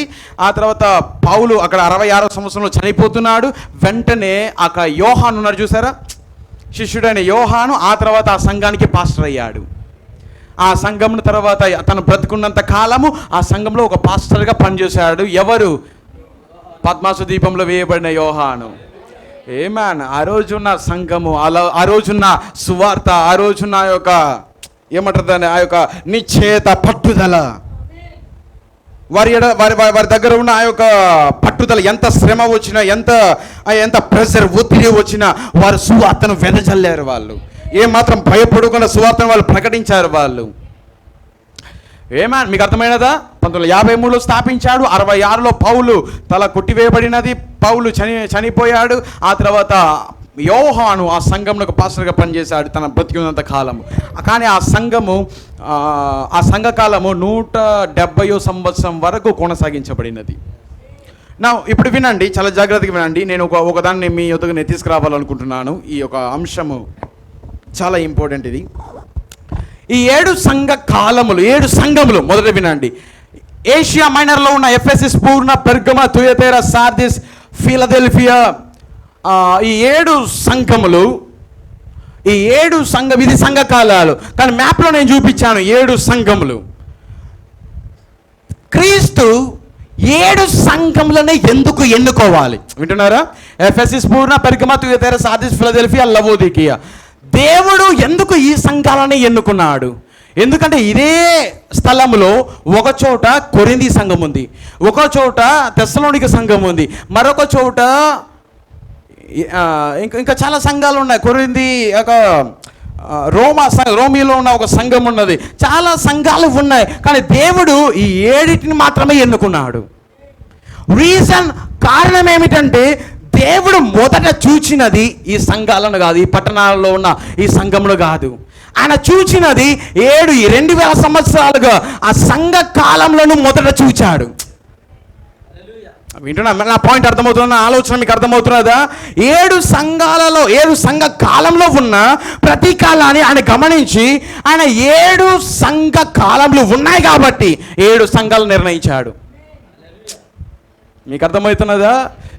ఆయన కావాలంటే 8 చేసి ఉండొచ్చు, 8, 9 సంఘాలు పెట్టి ఉండొచ్చు, 10 సంఘాలు పెట్టి ఉండొచ్చు. కానీ 7 మాత్రమే ఎందుకు ఎన్నుకున్నాడు? ప్రతి సంఘ కాలంలో ఏ ఒక్క గుణలక్షణం అయితే ఉన్నాయో, ప్రతి సంఘంలో ఉన్న గుణలక్షణాలు ఏ ఒక్క పట్టణంలో, ఏ సంఘంలో అయితే కనబడుతున్నాయో వాటిని మాత్రమే నిర్ణయించాడు. మీకు అర్థమైందని ఏం మాట్లాడుతున్నాను? 53 నుండి 170 సంవత్సరం వరకు అది ఏ కాలం అయి ఉన్నది? మొదటి సంఘకాలము. మొదటి సంఘకాలంలో ఉన్న గుణలక్షణాలు ఎక్కడ కనబడతాయో దాన్ని మాత్రమే దేవుడు నిర్ణయించాడు. ఎఫ్ఎస్సి ఈ పట్టణంలో ఉన్న గుణలక్షణాలు, ఆ మొదటి సంఘకాలంలో ఉన్న గుణలక్షణాలు 2 ఒకటే. గుణలక్షణములు ఏ సంఘకాలంలో ఏ గుణలక్షణాలు ఉన్నాయో ఆ గుణలక్షణాలన్నీ ఏ పట్టణంలో కనబడతాయో, ఏ పట్టణంలో ఏ సంఘంలో కనబడతాయో వాటినే దేవుడు నిర్ణయించాడు. మరి ఏ సంఘంలో ఆయన నిర్ణయించలేదు. ద రీజన్ ఏమిటంటే గుణలక్షణాలు. ఆ కారణము చేతనే ప్రవక్త దేవుడు ఈ 7 సంఘంలో నిర్ణయించి Ephesus, Smyrna, Pergamum, Thyatira, Sardis, Philadelphia, Laodicea 7 సంఘాలను ఆయన నిర్ణయించాడు. You get it? ఇప్పుడు మీకు అర్థమవుతున్నది ఏం మాట్లాడుతున్నాను. మొదటి సంఘము ఎఫెస్సిలో ప్రారంభించబడినది.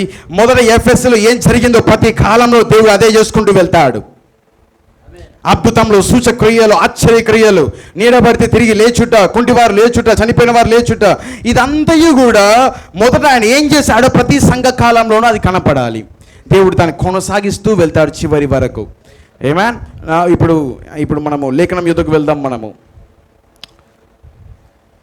ప్రకటన గ్రంథం 1వ వచనం చదువుదాం. మనం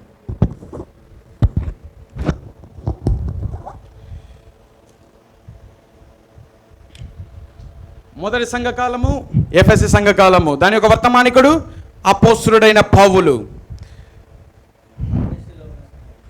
ఎఫెసీలో ఉన్న ఎఫెసీలో ఉన్న సంఘపు దూతకు ఈలాగు రాయము. ఈ సంఘపు దూత ఎవరు? అపోస్తలుడైన పౌలు. ఏమాన్? ఈ పౌలు, అపోస్తలుడైన ఈ పౌలు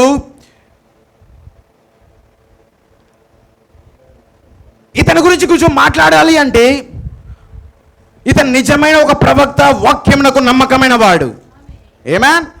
వాక్యమునకు నమ్మకమైన వాడు. గుర్తుపెట్టుకోండి, ఇదంతా కూడా వాక్యం నమ్మకమైన వాడు. ఆయన అంటున్నాడు, ఈ ప్రత్యక్షత ఏ మనుషుని వల్ల నేను దీన్ని పొందుకోలేదు.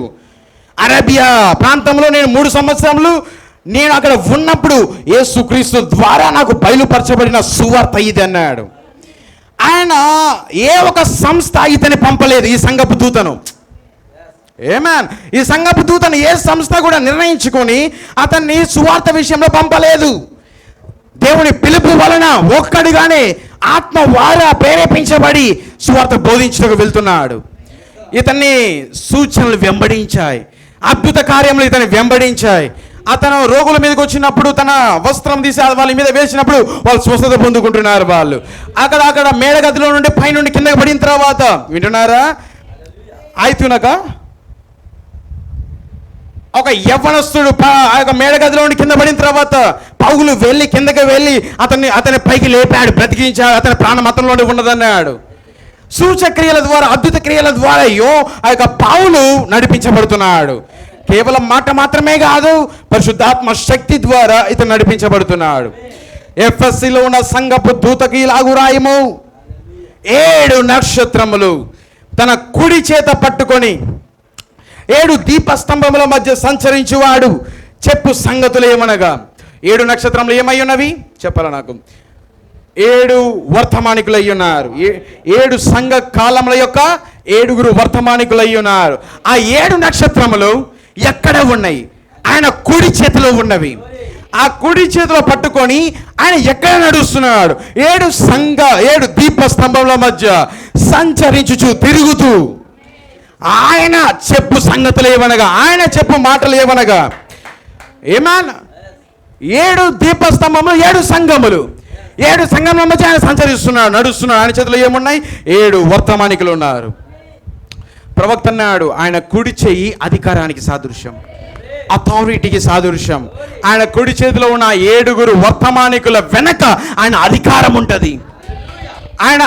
వారు ఓటిగానే వెళ్ళరు. వాళ్ళు దేవుడు ఒక వర్తమానికుడు పంపిస్తున్నాడు అంటే వారి వెనక ఆయనే వెళ్తాడు. ఆయన వెళ్ళి తన యొక్క వర్తమానాన్ని, తన యొక్క సువార్తను స్థిరపరుస్తాడు. ప్రతి బోధకుడు, ప్రతి సేవకుడు ఎలా రావాలి? దేవుడి వల్ల పంపించబడిన వాడైతే ఆయన అధికారం వారి వెనక వెళ్తుంది. ఏమాన్, ప్రతి ఒక్క వర్తమానికుని వెనక దేవుని యొక్క అధికారం. ఇతను రైట్ హ్యాండ్ అంటేనే అధికారం. నా యొక్క రైట్ హ్యాండ్ ఇతను అన్నప్పుడు ఇతను నా యొక్క సంపూర్ణ అధికారం ఇతనికి ఉన్నది. ఇతను ఏమి చెప్పినా నేను చెప్పినట్టే. అంతేనా? అదేనా అసలైన అర్థం అది? అందుకే 7 వర్తమానికుల వెనక దేవునికి అధికారం, దేవుడే స్వయంగా వారి వెనక వెళ్తున్నాడు.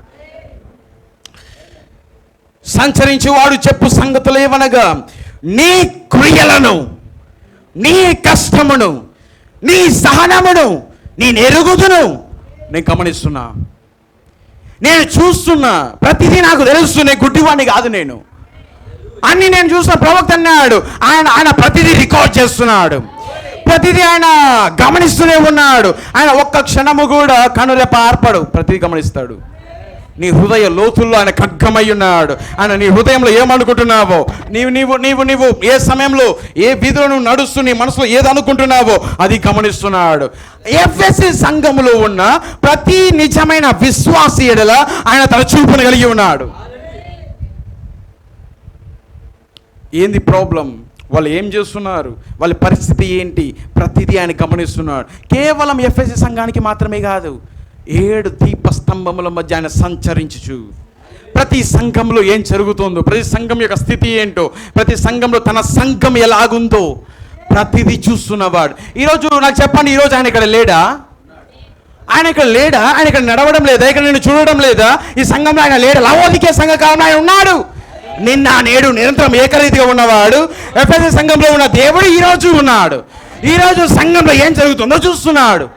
వ్యక్తిగతమైన సంఘం, వ్యక్తిగతంగానే మాట్లాడుతున్నా. ఈ సంఘంలో ఏం జరుగుతుందో ఆయన ప్రతి హృదయాన్ని చూస్తున్నాడు, ప్రతి క్రియలను చూస్తున్నాడు. నీ క్రియలను నేను ఎరుగుదును, నీ యొక్క హృదయ ఆలోచనలను నేను ఎరుగుతున్నాను. ప్రతిదీ నేను చూస్తున్నాను. నేను నీ కష్టంను కూడా నేను చూస్తున్నాను, నీ సహనాన్ని కూడా నేను చూస్తున్నాను. నేను నిజంగా ఈ సంఘము చాలా కష్టంలో వెళ్తోంది. పర్సిక్యూషన్, వారి మీద శ్రమ చాలా పెద్దదిగా ఉన్నది, ఒత్తిడి చాలా ఎక్కువగా ఉన్నది ఈ సంఘము మీద. ఈ సంఘమును పరిపాలించు రాజ్యం ఏమిటంటే రోమా సామ్రాజ్యము. ఈ సంఘం యొక్క భాష గ్రీకు భాష. ఈ సంఘములో రోమా సామ్రాజ్యం తీసుకొస్తున్న ఒత్తిడి, క్రైస్తవుల మీద తీసుకొస్తున్న ఒత్తిడి చాలా ఎక్కువగా ఉండడం వలన వాళ్ళు కష్టపడుతున్నారు. వాళ్ళు సహనంతో వాళ్ళు ప్రయాణం చేస్తున్నారు.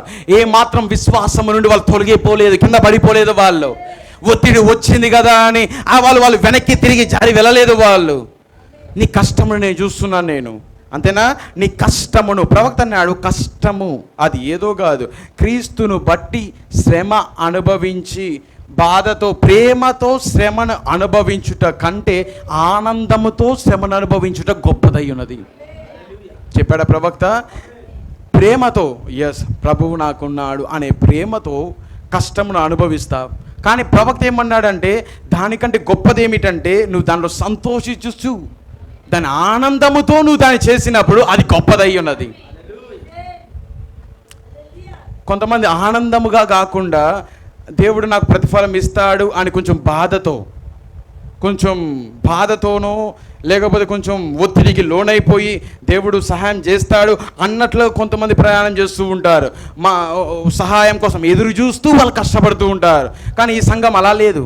నువ్వు చేసినా చేయకపోయినా, ఆయన చేసినా చేయకపోయినా ఆ యొక్క ఆనందముతో సంతోషముతో వారి కలిగిన రక్షణను బట్టి వారు సంతోషముతో వారు శ్రమను అనుభవిస్తున్నారు. వాళ్ళు ఆ సహనముతో వాళ్ళు ప్రయాణం చేస్తున్నారు. వాళ్ళు ప్రభు అన్నాడు, నేను ఎరుగుదును, నేను చూస్తున్నాను. నేను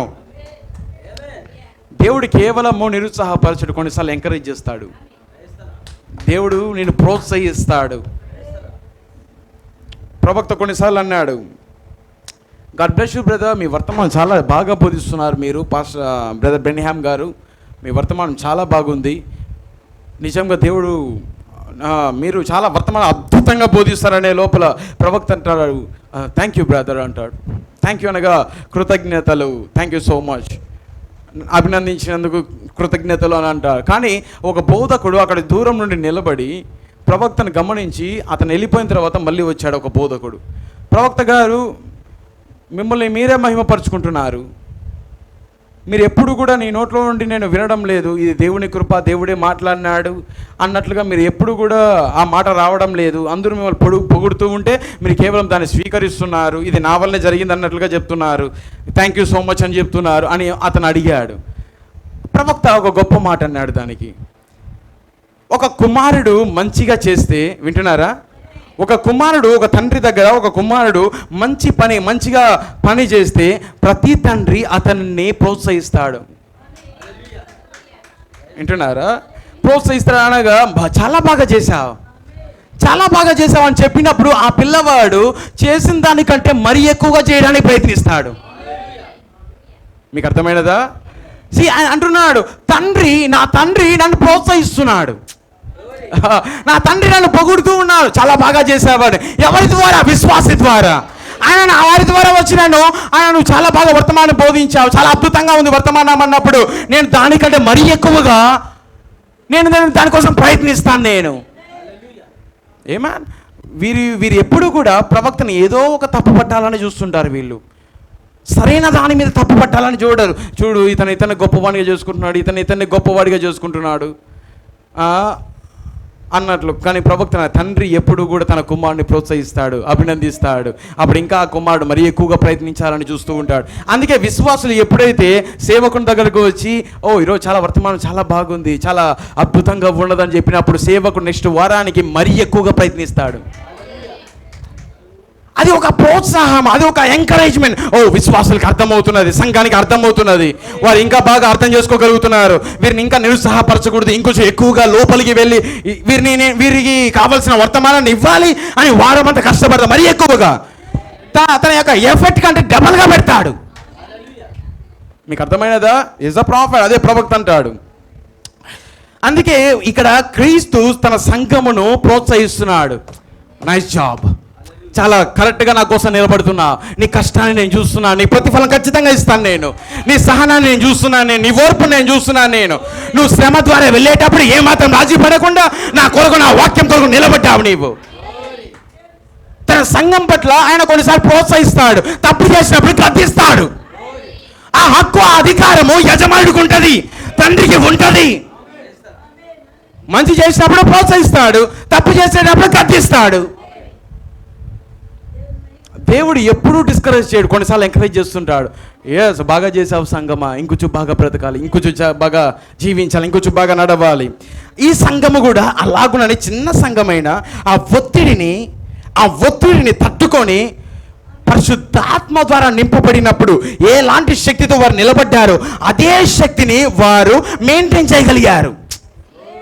అనగా అదే శక్తితోనే వారు ప్రయాణం చేయగలుగుతూ వచ్చారు, ఏమాత్రం తగ్గకుండా, ఏమాత్రం వారు వెనక్కి జారిపోకుండా వారు పౌలు పోల్చిన బోధకు నిలబడ్డారు. వాళ్ళు బోధకుడు లేకపోయినా, పౌలు లేకపోయినా వారు ఆ వర్తమానము నిమిత్తం వారు నిలబడ్డారు. ఎలాంటి తర్ఫీదు పొందిన సంఘం తెలుసా? అది మహా గొప్ప సంఘం. అది ఎఫెసు సంఘకాలం మహా గొప్ప సంఘం. అది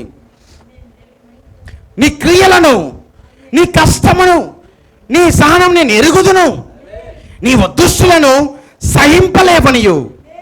మా ఎంత బాగా పొగుడుతున్నాడు చూడండి. నువ్వు దుష్టులను సహింపలేవు. ఈ సంఘం దుష్టులను సహించకూడదు, పాపమును సహించకూడదు, లోక సంబంధం ఏది ఇక్కడ రాకుండా అది వచ్చినప్పుడు దాన్ని సహించకూడదు. అపోస్తులు కాకయే తాము అపోస్తులమని చెప్పుకొనుచు వారిని పరీక్షించి వారిని అబద్ధికులని నీవు కనుగొంటివనియు. ఎలాంటి సంఘం ఇది? కాపరి లేడు, కాపరి లేడు. వారి దగ్గర ఉన్నదంతా కూడా వర్తమానం మాత్రమే. ఈరోజు మన దగ్గర కాపరి లేడు, వర్తమానికుడు లేడు, విలియం బ్రెన్హామ్ మన మధ్యలో లేడు. కానీ ఈ సంఘం ఎలాగుండాలి? ఎవరు ఏది బోధించినా ఈ సంఘం గుర్తిస్తుందా? నువ్వు విలియం బ్రెన్హామ్ బోధించి నువ్వు బోధించడం లేదే, ఆయన చెప్పింది నువ్వు చెప్పడం లేదే, ఈజీగా గుర్తించగలం మనము. ఈ సంఘము మహా గొప్ప సంఘం. ఇది విశ్వాసము పునాది మీద స్థిరపరచబడిన ఒక సంఘం ఇది. చూడండి చూడండి, అపోస్తులు కాకయే, అపోస్తులమని చెప్పుకునే వారు మొట్టమొదటిగా పక్కనే లేచారు. మీరు వింటున్నారా? మీకు అర్థమైనదా? అపోస్తులు కాదు వాళ్ళు, మేము కూడా అపోస్తులమే. దేవుని చేత నిర్ణయించబడలేదు వాళ్ళు, మేము కూడా అపోస్తులమే. ప్రవక్త అన్నాడు, ఎప్పుడు చూడండి సత్యం ఎక్కడ ఉండదో అక్కడ దయ్యం లేస్తుంది. పరలోకంలో సత్యం అక్కడే ఉన్నాడు, దేవుడు అక్కడే ఉన్నాడు, మీకాయేలు అక్కడే ఉన్నాడు. కానీ అక్కడే దయ్యం లేచింది, అక్కడే లూసిఫర్ లేచాడు. సత్యం ఎక్కడైతే వస్తుందో ఆ తర్వాత ఆ యొక్క లూసిఫర్, ఆ దయ్యం అనేది అక్కడే లేస్తుంటుంది పక్కనే. ఆ తర్వాత ఎప్పుడైతే వాడు తోయబడ్డాడో వెంటనే వాడు భూలోకాన్ని తోయబడ్డాడు. అంతేనా? లూసిఫర్ భూమి మీద తోయబడ్డాడా? భూమి మీద ఆదాము సత్యమై ఉన్నాడు. ఆదాము మాత్రమే సత్యమైన వర్తమానాన్ని కలిగి ఉన్నాడు. ప్రతి దినము అవ్వకు ఆ వర్తమానాన్ని బోధించేవాడు. ఆయన సంఘము అది ఎవరో కాదు, తన భార్యనే. అబ్రహాము ఆ యొక్క తన భార్యకు పాస్టర్. అబ్రహాం అంటున్న ఆ యొక్క ఆదాము తన భార్యకు పాస్టర్. అతని బోధన ఆమె వినాలి. ఆయన బోధ కాకుండా, అతని బోధ కాకుండా మరి ఏ బోధ ఆమె వినడానికి వీల్లేదు.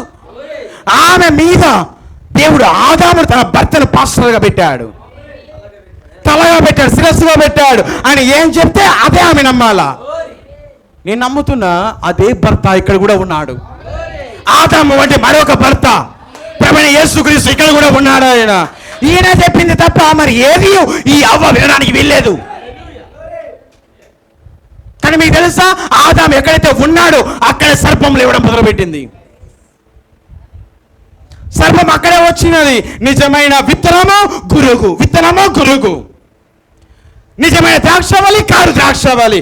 ఎప్పుడైతే నిజమైనది వస్తుందో వెంటనే అబద్ధం వస్తుంది. నిజమైన నోట్ వచ్చిన తర్వాత డూప్లికేట్ నోట్ వస్తుంది.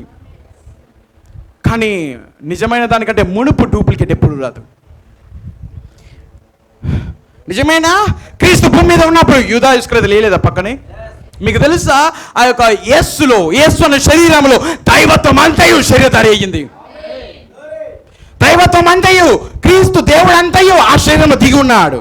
దేవుడి ప్రకటన శరీరంలో ఉన్నాడు. మీకు తెలుసా, యూదా ఇస్కరియోతులో సాతాను దయ్యమంతా వాడు శరీరధారి అయింది. దేవుడు మొత్తం శరీరధారి అవుతుంటే పక్కన దయ్యము కూడా వాడు ఏమై ఉన్నాడు, సమస్తము ఆ యూదాలో శరీరధారి అయ్యాడు. ఎప్పుడైతే క్రీస్తు పరిచర్యలోకి వచ్చాడో వీడు కూడా అక్కడే పరిచర్యలోకి అక్కడే పాలు భాగస్తులు అవుతున్నాడు. క్రీస్తు ఎప్పుడైతే చనిపోతున్నాడో అప్పుడే వీడు కూడా ఊరికి వెళ్తున్నాడు, ఊరి వేసుకుంటున్నాడు. ఎప్పుడైతే క్రీస్తు చనిపోతున్నాడో అప్పుడే వినండి, దేవుడు ఎప్పుడు ప్రారంభిస్తే దయ్యం అప్పుడు ప్రారంభిస్తుంది. దేవుడు ఎప్పుడు ముగిస్తుంటే దయ్యం అక్కడ ముగిస్తున్నది.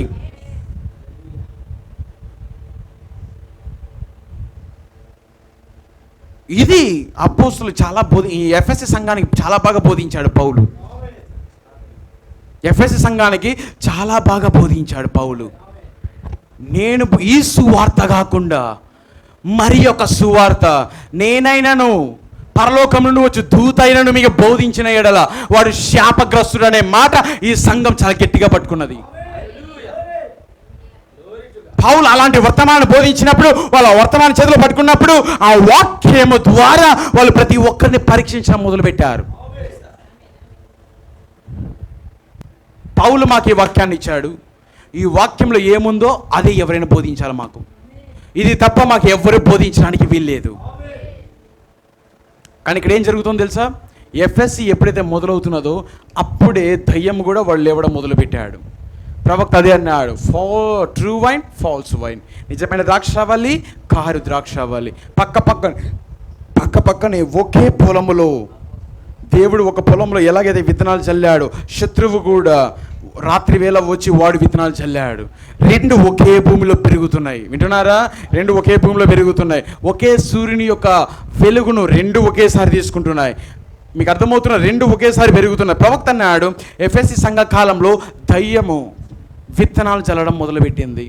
కానీ ఆ విత్తనం ఎదిగి ఎదిగి ఎదిగి ఎదిగి ఎదిగి ఒకానొక దినమున అది భూమిని పరిపాలించబోతున్నది. క్రీస్తు విరోధి ఆత్మ అన్నాడు దాన్ని.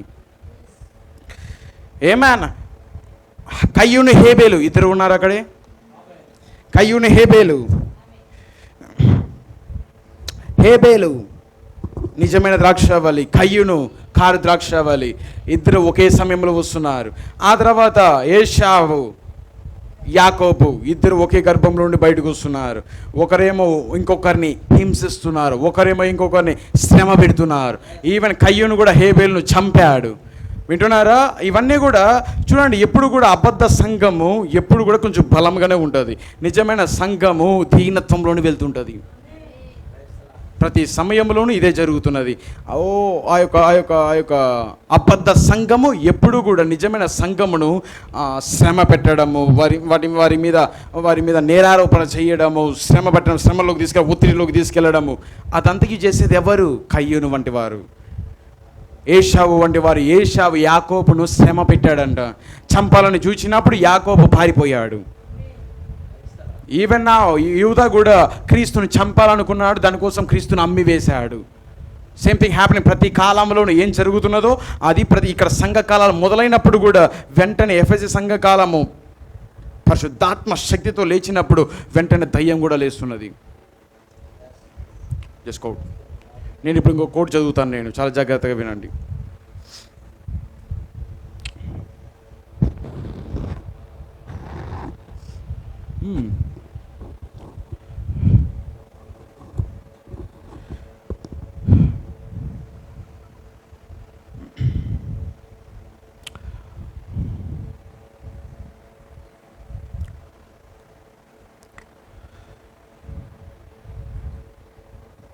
ఎఫ్ఎస్సి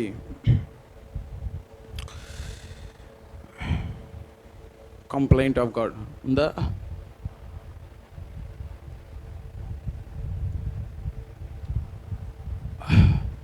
ఎస్, ఇదే ఎఫ్ఎస్సి సంఘకాలంలో చదవండి ప్రవక్త ఏం చెప్తున్నాడు ఇక్కడ.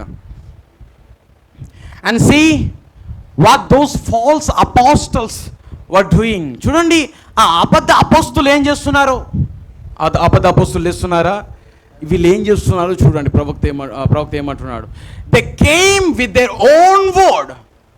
తన సొంత వాక్యంతో వారు వచ్చారంట. వాళ్ళు ఎవరు? అబద్ధ అపోస్తులు. నిజమైన అపోస్తులు ఎవరు? పౌలు అయి ఉన్నాడు. కానీ ఆ పౌలు తర్వాత అబద్ధ అపోస్తులు పైకి లేస్తున్నారు. వీళ్ళు ఏం చేస్తున్నారు? సొంత వాక్యముతో లోపలికి వస్తున్నారు. అంతే చెప్తున్నాడైనా. They came with their own word. Those Ephesians, ఆ ఎఫ్ఎస్సిలో ఉన్నవారు, వారికి తెలుసు that word as Paul has టీచ్డ్. పౌలు ఎలా బోధించాడో అలాగునే వాక్యమును వారు ఎరిగి ఉన్నారు. పౌలు బోధించిన రీతిగా వాక్యమును ఎఫ్ఎస్సిలో ఉన్నవారు ఎరిగి ఉన్నారు. They were full of the Holy Ghost. పరిశుద్ధాత్మ చేత సంపూర్ణంగా వారు నింపబడి ఉన్నారు. ఎలాగునా?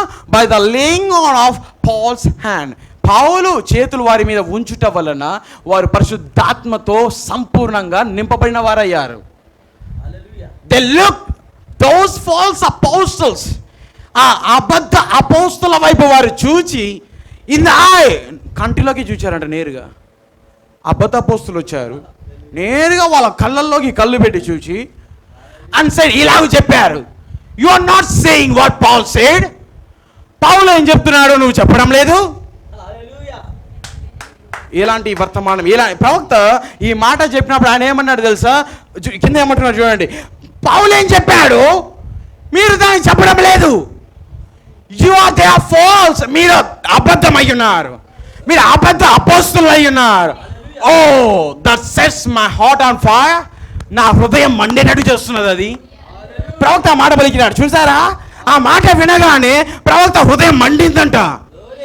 ఇలాగుండాలి సంఘము, ఇలాగుండాలి సంఘము. వాక్యమును మాత్రమే బోధించే ఒక సంఘముగా, వాక్యమును మాత్రం దాని మీద నిలబడే ఒక సంఘముగా ఉన్నప్పుడు ప్రవక్త అంటున్నాడు, మై హార్ట్ ఆన్ ఫైర్.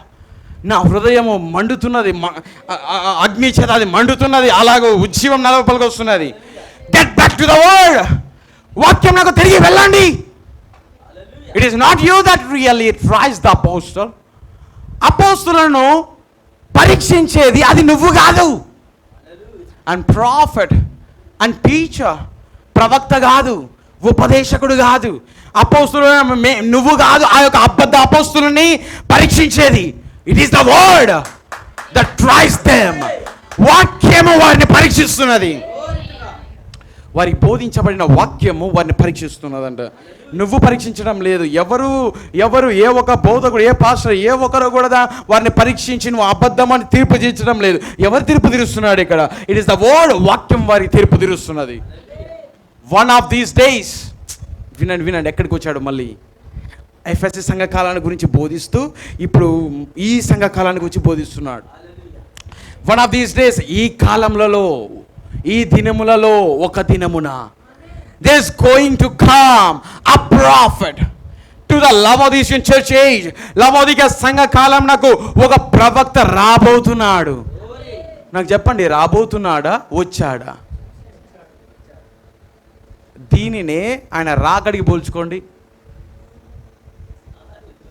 ఏం బ్రదర్, ప్రవక్తనే ఇటు అన్నాడు కదా, ఒక ప్రవక్త రాబోతున్నాడు అని ప్రవక్తనే అన్నాడు కదా. చూడండి, అది ప్రత్యక్షత ఉండాలి, బయలుపాటు ఉండాలి. ఒకానొక దినమున ఒక ప్రవక్త వచ్చును.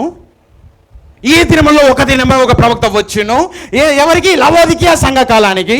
అండ్ యూ విల్ నో, నువ్వు ఎరుగుతావు, నువ్వు తెలుసుకుంటా, if he is the real one sent from God or not. దేవుని యొద్ద నుండి అతను నిజంగా పంపబడ్డాడో లేదో అని నువ్వు అప్పుడు ఎరుగుతా. ఎస్, యూ విల్, ఖచ్చితంగా నువ్వు ఎరుగుతా. For if he is of God, అతను దేవుని వలన వచ్చిన వాడైతే he will be in that word. అతను వాక్యంలోనే ఉంటాడు. Exactly as God gave it to Paul. పౌలుకి ఎలాగైతే తన వాక్యాన్ని అందించాడో ఆ వాక్యం మీద ఈ యొక్క బోధకుడు ఉంటాడు. ఎవరా బోధకుడు? William Branham. ఆయనే మాట్లాడుతున్నాడు. కానీ ఆ బోధకుడు ఒకనొక దినం ఈ దినములలో అతను వస్తాడు, అతను కూడా వాక్యంలోనే ఉంటాడన్నప్పుడు బయలుపాటు ఏం చేస్తున్నది మనల్ని? ఆల్రెడీ ఆయన వచ్చి ఉన్నాడు. ఆయన అనే సంఘంలోకి అర్థమవుతున్నది. And you will know. ఇప్పుడు మీరు అర్థమవుతుంది, మీకు అర్థమవుతుంది, మీరు ఎరుగుదురు, if he is the real one sent from God or not. ఇదంతా నేను చదివించాను కదా నేను. Yeah, he will be in that word exactly as God gave it to the Paul. పౌల్కి ఏ వాక్యాన్ని అయితే ఇచ్చాడో అదే వాక్యంలో అతను కూడా నిలబడతాడు.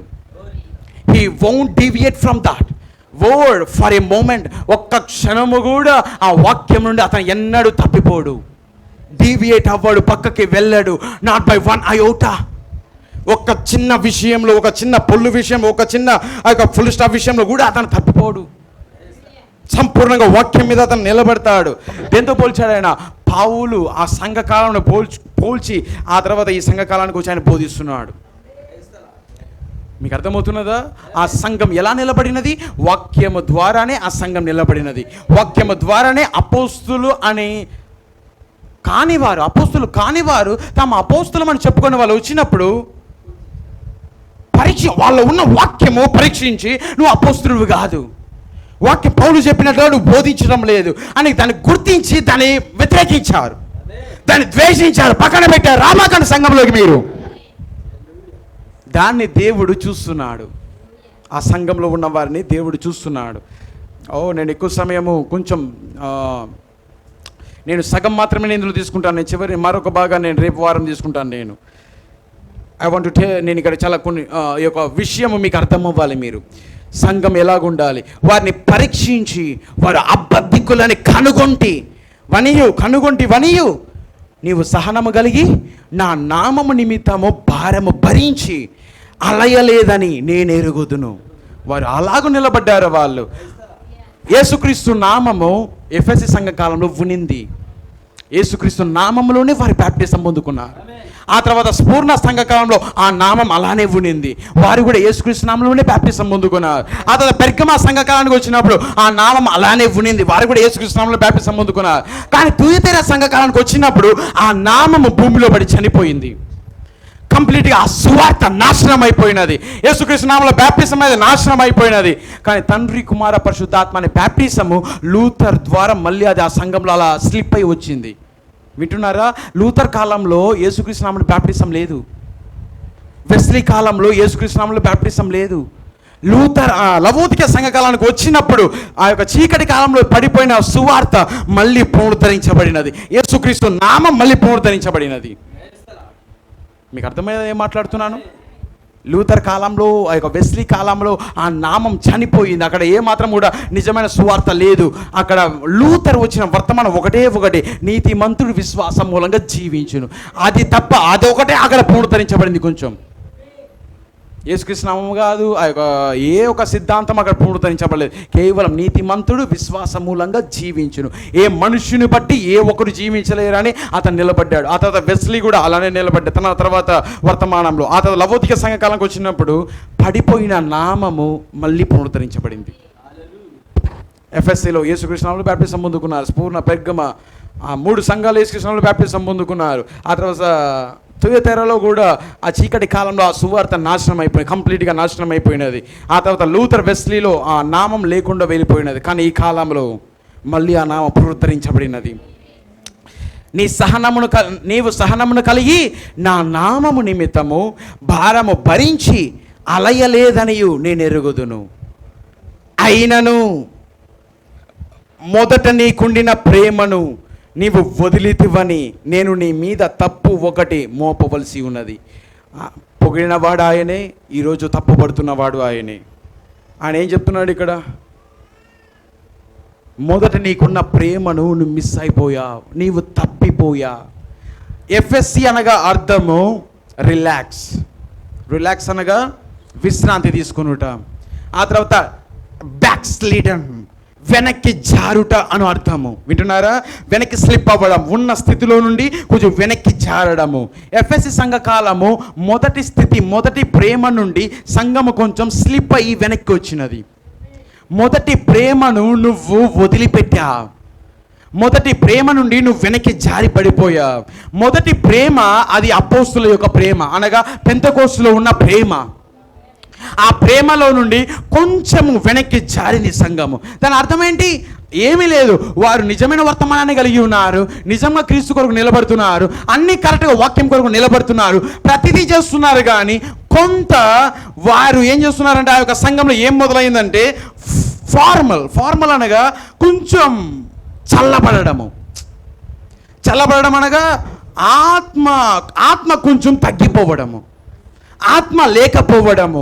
ఆత్మ మొదట చాలా బాగా ఉన్నది, జీవంగా సంఘం ఉన్నది, వాక్యంలో నిలబడి ఉన్నది. కానీ రాను రాను సంఘం కొంచెం డ్రిఫ్ట్ అయ్యింది, అనగా కొంచెం వెనక్కి జారింది. అనగా ఆత్మ ద్వారా నడిపించబడే సంఘము కొంచెం ప్రోగ్రామ్స్ వలన నడిపించబడడం మొదలయ్యింది. ప్రోగ్రామ్ అంటే ఏదో కాదు.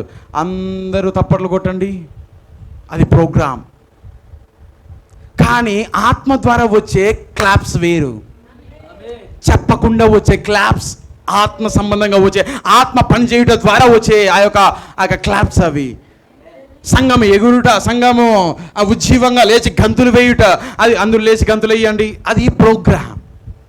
చెప్తే సంఘంలో జరిగించడం అది ప్రోగ్రామ్. సంఘంలో మీరందరూ ఇటు రండి, ఒక లైన్లో నిలబడండి, ఒక స్క్రిప్ట్ వేయండి, ఒక స్క్రిప్ట్ వేసి ఒక డ్రామా వేయండి, అదంతా ప్రోగ్రామ్. అంతేనా? ప్రోగ్రామ్ అంటే ముందుగానే ప్లాన్ చేసి పెట్టుకొని దాన్ని జరిగించడం.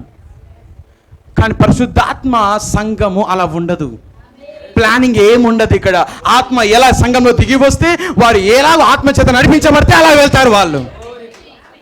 కొన్ని సంఘము అద్భుతంగా అసలు చైర్లో కూర్చోరు, వాళ్ళు గంతులు వేస్తూ ఉంటారు. వాళ్ళు ఎప్పుడు కూడా లేచి తప్పట్లు కొట్టండి, లేచి క్లాప్స్ కొట్టండి, లేచి అందరూ ఆమెను చెప్పండి అని చెప్పరు వాళ్ళు. అలా చెప్తే అది ప్రోగ్రామ్ అవుతుంది. కానీ ఈ సంఘంలో అలా జరగడం మొదలయ్యింది, లైన్గా నిదానంగా కొంచెం వెనకబడినది. అది అద్భుతములు, సూచక్రియలు ఆత్మ ద్వారా జరిగించడం బదులు వీరు ఏం చేస్తున్నారంటే కొంచెము ఆ యొక్క నిజాయితీ అనేది తగ్గిపోయింది, సిన్సియరిటీ అనేది తగ్గిపోయింది. స్వస్థతలు దేవుడు అక్కడ కొంచెం పని చేయకపోయినా దేవుడు ఉన్నాడని చెప్పడం, ఏమీ లేకపోయినా అన్ని ఉంది అని చెప్పుకోవడం, అది వారి యొక్క ప్రాబ్లం అది. కానీ ఏమన్నాడు దేవుడు, నీ యొక్క ప్రేమను, మొదటి ప్రేమను నీవు వదిలితివని నేను నీ మీద తప్పు ఒకటి మోపవలసి ఉన్నది. నీవు ఏ స్థితిలో నుండి పడితివో అది జ్ఞాపకం చేసుకొని మారు మనసు పొంది ఆ మొదటి క్రియను చేయి. ఆ మొదటి అనగా ఎప్పుడు కూడా దేవుడు ఏం చెప్తాడంటే ఆదిలోకి వెళ్ళు, అక్కడ ఎలాగుందో అలానే దాని ప్రకారం చేయి. పెంతెకోస్తు దినం నాడు ఎలాగుందో అక్కడ దాన్ని చూసి అలా ఉండడానికి ప్రయత్నించు, దాన్ని వెంబడించు. దేవుడు ఎప్పుడు కూడా ప్రారంభంలో దేవుడు ఎలా చేశాడో దాన్నే చూపిస్తాడు. శాస్త్రులు పరిశీలు ఆయన యుద్ధకు వచ్చి, మోషే ఎందుకు పరిత్యాగ పత్రమును ఇవ్వాలి అని మోషే ఎందుకు ధర్మశాస్త్రంలో చెప్పాడని క్రీస్తును అడిగినప్పుడు క్రీస్తు ఒకే మాట అన్నాడు, ఆది నుండి అలాగు లేదు. మీ హృదయ కాఠిన్యమును బట్టి మోషే దాన్ని మీకు ఇచ్చాడు తప్ప మొదటి నుంచి ఆది నుండి అది లేదు. ఆదామవ్వ దగ్గర నుండి అసలు డైవర్స్ అనే మాటే లేదు.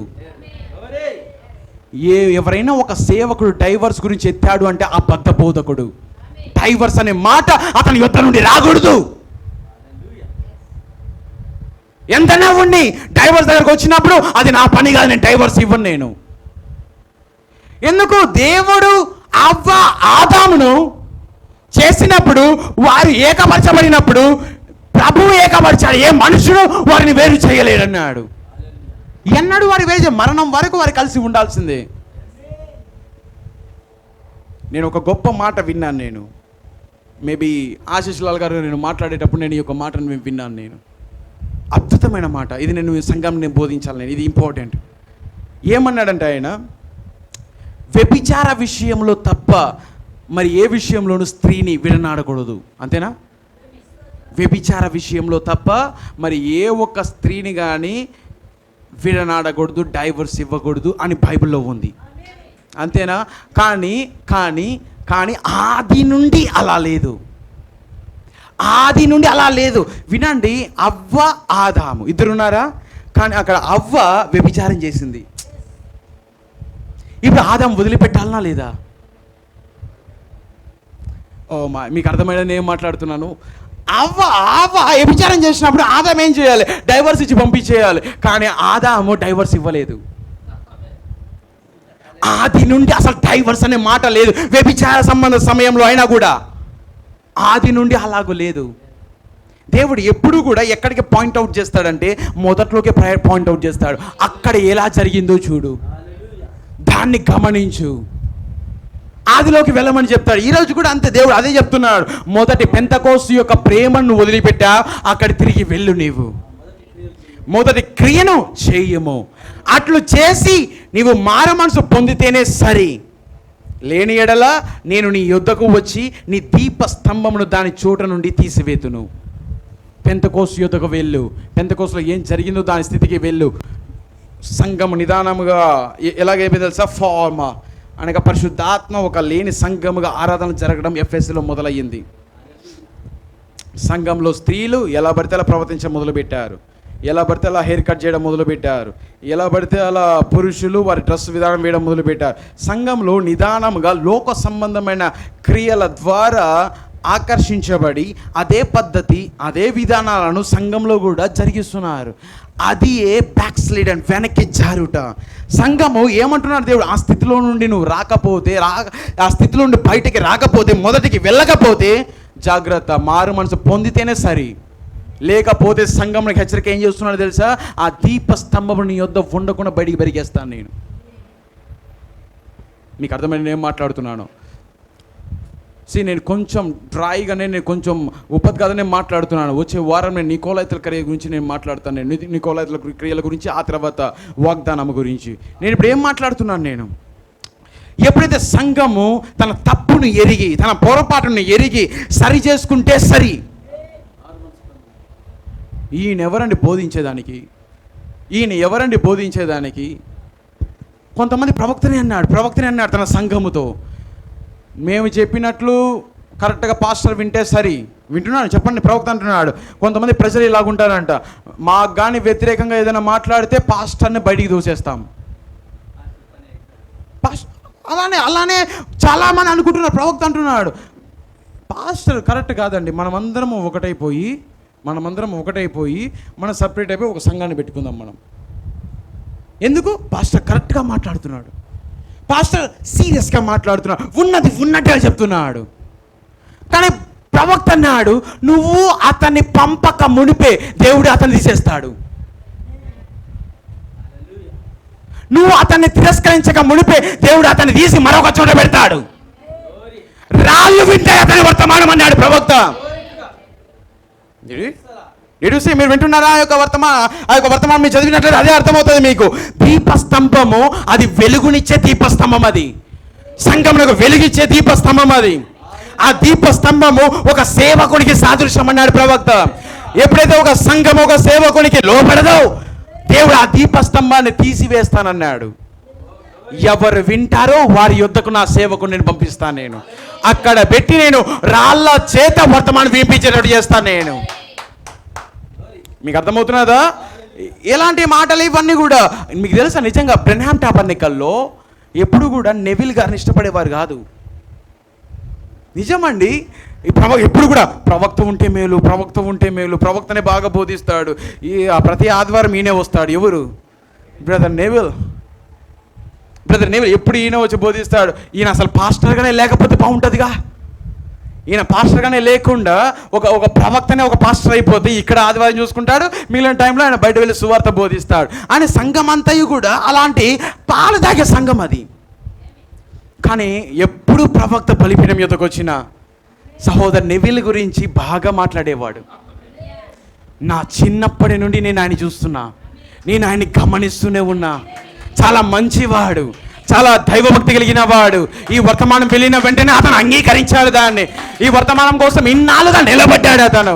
అతని గౌరవించుట మీ పని అన్నాడు. ఎప్పుడు ఎలక్షన్స్ వచ్చినా సంఘంలో ఎలక్షన్ జరిగేటివి, ప్రవక్త టాబర్నకల్లో ఎలక్షన్లు జరిగేటివి, ఓట్లు. నిజమండి. ఒక పాస్టర్గా ఉండడానికి ఇయర్లీ లేకపోతే 2 సంవత్సరాలకు ఒకసారి ఒక ఓట్లు జరిగేటివి. ఆ ఓట్లు అన్నిటిలోనూ నెవిల్ గారిని పక్కన పెట్టే ఓట్లే అందరూ. నెవిల్ గారు వద్దు అని పక్కన పెట్టేవాళ్ళు. మీకు అర్థమైనదా?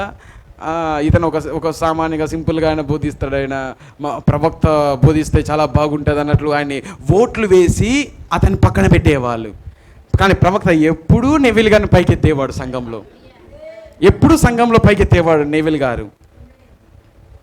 ఎందుకు చెప్పాల్సింది వచ్చింది ఇదంతా కూడా? ఏమన్నా దీపస్తంభము, సత్యంలో బోధించేవాడు. అతను సరిగా లేని ఎడల ఆ సంఘం అతను సత్యంలో బోధించిన ఎడల, సంఘం అతని మాటకు లోబడిన ఎడల దేవుడే అతని ప్రక్కన తీసివేస్తాడు. ఎక్కడ వింటారో, ఎక్కడ ఆ యొక్క పిల్లలు ఉంటారో, ఎక్కడ లోబడి వినేవాళ్ళు ఉంటారో అక్కడ తన బోధకుని తీసుకెళ్తాడు. అక్కడ అతన్ని పెడతాడు. వినేవారి యొద్దకు వెళ్ళి ఆ బోధకుని పెడతాడు. That's right. అది నిజం, అది ఖచ్చితంగా నిజం. అదే అంటున్నాడు ఆయన. లేని ఎడల నేను నీ యొద్దకు వచ్చి నీ దీపస్తంభమును దాని చోట నుండి తీసివేతును.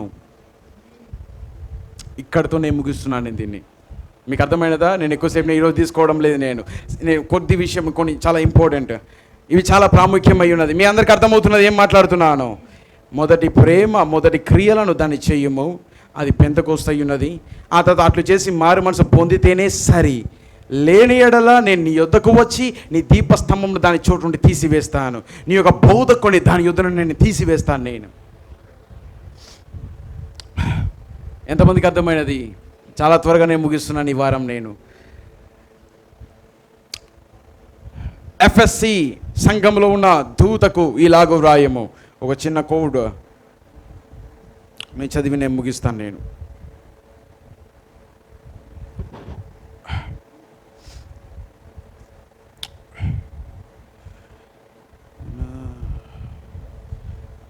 ఆ కోడ్ లేదనుకుంటాను కదా.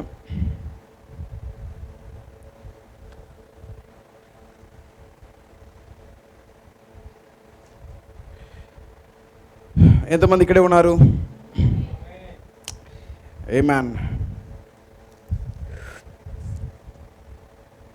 లిజన్, ఇక్కడ 7 సంఘకాలం యొక్క వివరణలోనే ప్రవక్త ఇలాగూ గొప్ప మాటలు ఆయన పలుకుతున్నాడు. వినండి ఇక్కడ ఏం మాట్లాడుతున్నాడు.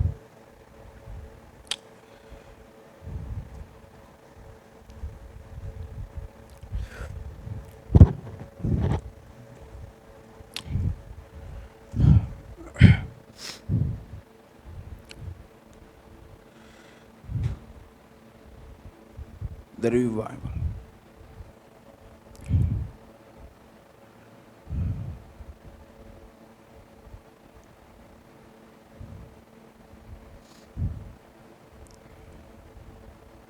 Now listen close.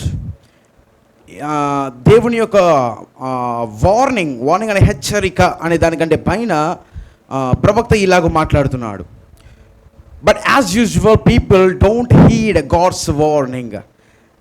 ప్రజలు ఎప్పుడు కూడా దేవుని యొక్క హెచ్చరికను ఎప్పుడు కూడా దృష్టి ఉంచరు. మీకు అర్థమవుతున్నదా? The revival fire built upon the secret word is so wonderful. ఆ యొక్క పవిత్రమైన వాక్యం మీద ఆ యొక్క ఉజ్జీవమను అగ్ని అది మేల్కొల్పబడినప్పుడు, లేకపోతే అది నిలబెట్టబడినప్పుడు అది ఎంతో అద్భుతమై ఉన్నది. వాక్యం ద్వారా వచ్చు ఉజ్జీవ అగ్ని అది ఎంతో అద్భుతమై ఉన్నది అంటున్నాడు. The manifestation of the Spirit so blessed. ఆత్మ ద్వారా వ్యక్తపరచబడుట, ఆత్మ బయలుపరచబడుట అనేది ఎంతో దీవెనకరమై ఉన్నది. That little fear creeps in and whisper in the heart says. చిన్న భయము అది హృదయంలోకి వెళ్ళి ఈలాగు గుసగుసలాడను, ఈలాగు చెప్పును. How can we protect this truth we have? ఇప్పుడు మనం కలిగి ఉన్న ఈ సత్యమును మనం ఎలాగూ కాపాడగలము అని ఏదో ఒకటి నీ చెవులో వచ్చి మాట్లాడుతూ ఉంటుంది. What can we do to see this revival go on? ఈ ఉజ్జీవం ఇలాగ కొనసాగాలంటే మనము ఏమి చెయ్యవలసి ఉన్నది? That is when the anti Christ spirit comes and whisper. క్రీస్తు విరోధి ఆత్మ నీ చెవుల యొద్దకు వచ్చి నీతో ఇలా గుసగుసలాడినప్పుడు, look you have the truth నా. చూడు, నీవు ఇప్పుడు సత్యమును కలిగి ఉన్నా. See that it doesn't get lost. అది ఎన్నడూ ఆ సత్యము పడిపోదు, ఓడిపోదు. అది organise and setup your creed and what you believe అని ఏమంటున్నాడు ఆయన. ఆ యొక్క ఆత్మ ఏమని చెప్తున్నది? నీవు ఒక సంస్థలోనే ఉండి నీవు ఏం నమ్ముతున్నావో దాని మీద నేను నిలబడు అని ఆ దయ్యము, క్రీస్తు విరోధి ఆత్మ అది పలుకుతూ ఉంటుంది. Put it all in a church manual. సంఘంలో ఒక మాన్యువల్ అనగా ఒక ప్రోగ్రామ్గా అలాగునని దాన్ని జరిగించు అని ఆ యొక్క క్రీస్తు విరోధి ఆత్మ దాన్ని అలాగూ చెప్తూ ఉంటుంది. క్రీస్తు విరోధి ఆత్మ అప్పుడు సంఘంలో ఉన్నదా? ఆది కాండం నుండి క్రీస్తు విరోధి ఆత్మ ఉన్నది, కయ్యూను. ఆ తర్వాత వెంటనే ఎప్పుడైతే దేవుని యొక్క ఆత్మ ఎఫెస్లో మొదలైనదో, క్రీస్తు విరోధి ఆత్మ అక్కడే మొదలైనదన్నాడు ప్రవక్త. కానీ ఈ యొక్క ఆత్మ సంఘంలోనికి వచ్చి ఇలాగ మాట్లాడుతుందంట, ఇది సత్యమేనా? అదంతయు పక్కన పెట్టి ఒక సిద్ధాంతంగా నువ్వు మలుచుకో, ఒక సిద్ధాంతంగా ఒక సంస్థగా నువ్వు మారు, నువ్వు ఒక ఆర్గనైజేషన్గానే నువ్వు ఉండు అన్నట్లుగా ఆ ఆత్మ నీతో చెప్తూ ఉంటుంది. They died just like Eve did for taking one wrong word. ఆదిలో ఉన్న ఎఫెసీ సంఘము ఒక్క మాట తీసుకొని అవ్వ పడిపోయినట్లుగా ఆ ఎఫెసీ సంఘం పడిపోయిందంట. క్రీస్తు విరోధి ఆత్మను తీసుకొని అవ్వ పడిపోయినట్లుగా ఈ ఎఫెసీ సంఘకాలం పడిపోయినది. దేని కారణంగా? క్రీస్తు విరోధి ఆత్మ కారణంగా. క్రీస్తు విరోధి ఆల్రెడీ వచ్చి ఉన్నాడా? ఎఫెసీ సంఘకాలంలో ఉన్నాడా? చూపిస్తాను నేను, నాతో పాటు తీయండి. ఇది ఒక లేఖనం చూపిస్తాను నేను. 1 యోహాను, ఇదొక కోడ్, ఇదొక 2 లేఖనాలు చదివించి నేను చదివి ముగిచ్చేస్తాను నేను. చాలా ఇంపార్టెంట్. ఆల్రెడీ క్రీస్తు విరోధి ఆత్మ ఎఫెసీ సంఘ కాలంలో అది ఆల్రెడీ మొదలైనది, కానీ విత్తన రూపంలో మొదలయ్యి ఈరోజు అది ఒక చెట్టుగా మారినది అన్నాడు ప్రవక్త.